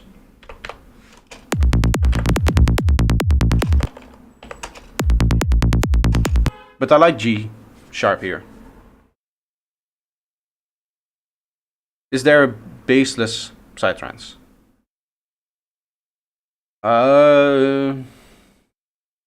No, not really. Maybe Goa. Maybe certain tracks in Goa just make their kick very long and then rely on like an acid line to do that. Yeah, maybe older Goa tracks. But I think in newer sidetrans you obviously have a kick and bass. It's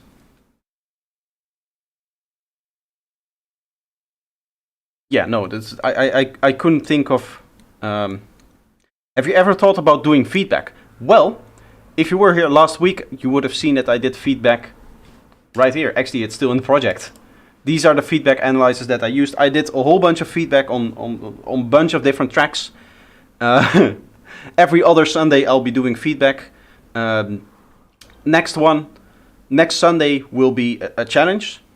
I still need the sample for the challenge, by the way. I don't have that yet. From viewers, the challenge is for everyone. So if I don't get a sample by like tomorrow afternoon, I will just make a sample myself so that I have something to present. If a viewer brings in a cool sample, something that we can use, then we'll use that. And then the challenge is for everyone. So the sample will be distributed to everyone and they produce a track in the time of the challenge.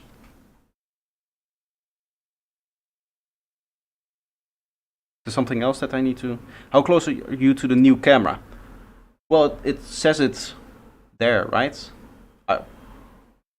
It's a little bit hard to see the text, but it should say it on my camera. It's like, what does it say? 162? Something like that? I meant for the feedback of viewers' music. Yes, 100%. Yes, of course.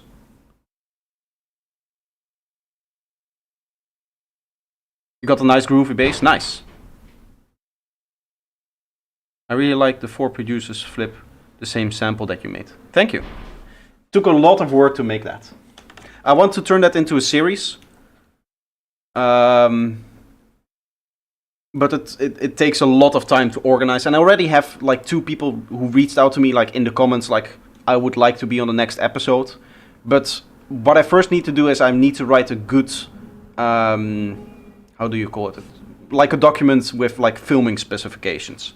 Because the filming process and the editing process was needlessly long because I didn't have like the right specifications just written out for people to see.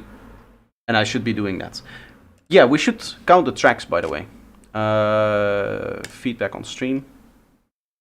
I'm going to do like this so I can see that it finished here. But on that stream, I did 1, 2, 3, 4, 5, 6, 7, 8, 9, 10, 11, 12, 13, 14, 15, 16, 17, 18, 19, 20, 21. Let's call this 19, 20, 21, 22, 23 different tracks. Yes. I'm just counting these kick and basses as just one thing. Because they're not obviously like a full track. But yeah, I'm going to finish it here. It's late. I've been streaming for 4 hours, so I'm lacking a little bit of energy. Thank you guys all for being here. Yes, 22 tracks plus Psyder's kicks. Klaus has all the answers about the streams. Yeah, he's a regular viewer, so he knows everything. Either way, I'll see you guys on Sunday. Again, for Sunday there will be a notification coming up early, so you guys can all join in early if you have the time, and you can participate in the challenge. As I said, I would need a sample. If you have a sample, if you know a cool sample that you want to use for this challenge, you can post it here in the discussion for the stream. It does need to be copyright free, so we cannot have copyright issues with like the stream. You cannot just take the intro from a track and just use that, right? It needs to be copyright free. Maybe make something yourself. Maybe you have something laying around that you've already made, some cool sounds that we can use. But something that you would find cool for the challenge, we can check it out and then we'll discuss it.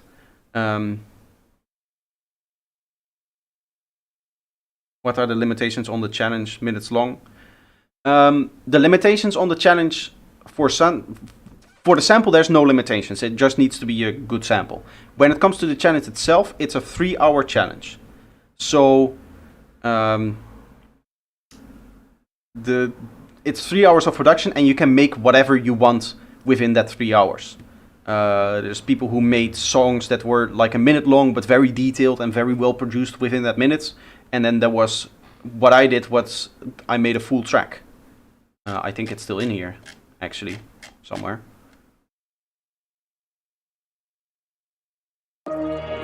Yeah, you can see 7 minutes 23 seconds. So this was a full track that I made. So within that there's no limitation. And obviously you can make the whatever kind of track that you want. Jabba Star Wars. Thanks, Jabba. Thanks, everybody. Klaus even knows things about Star Wars. He knows things about my stream and Star Wars, and that's all the information he knows. Okay, I think that's everything that I needed to say. See you all. Thanks for watching, and see you Sunday. Cheers.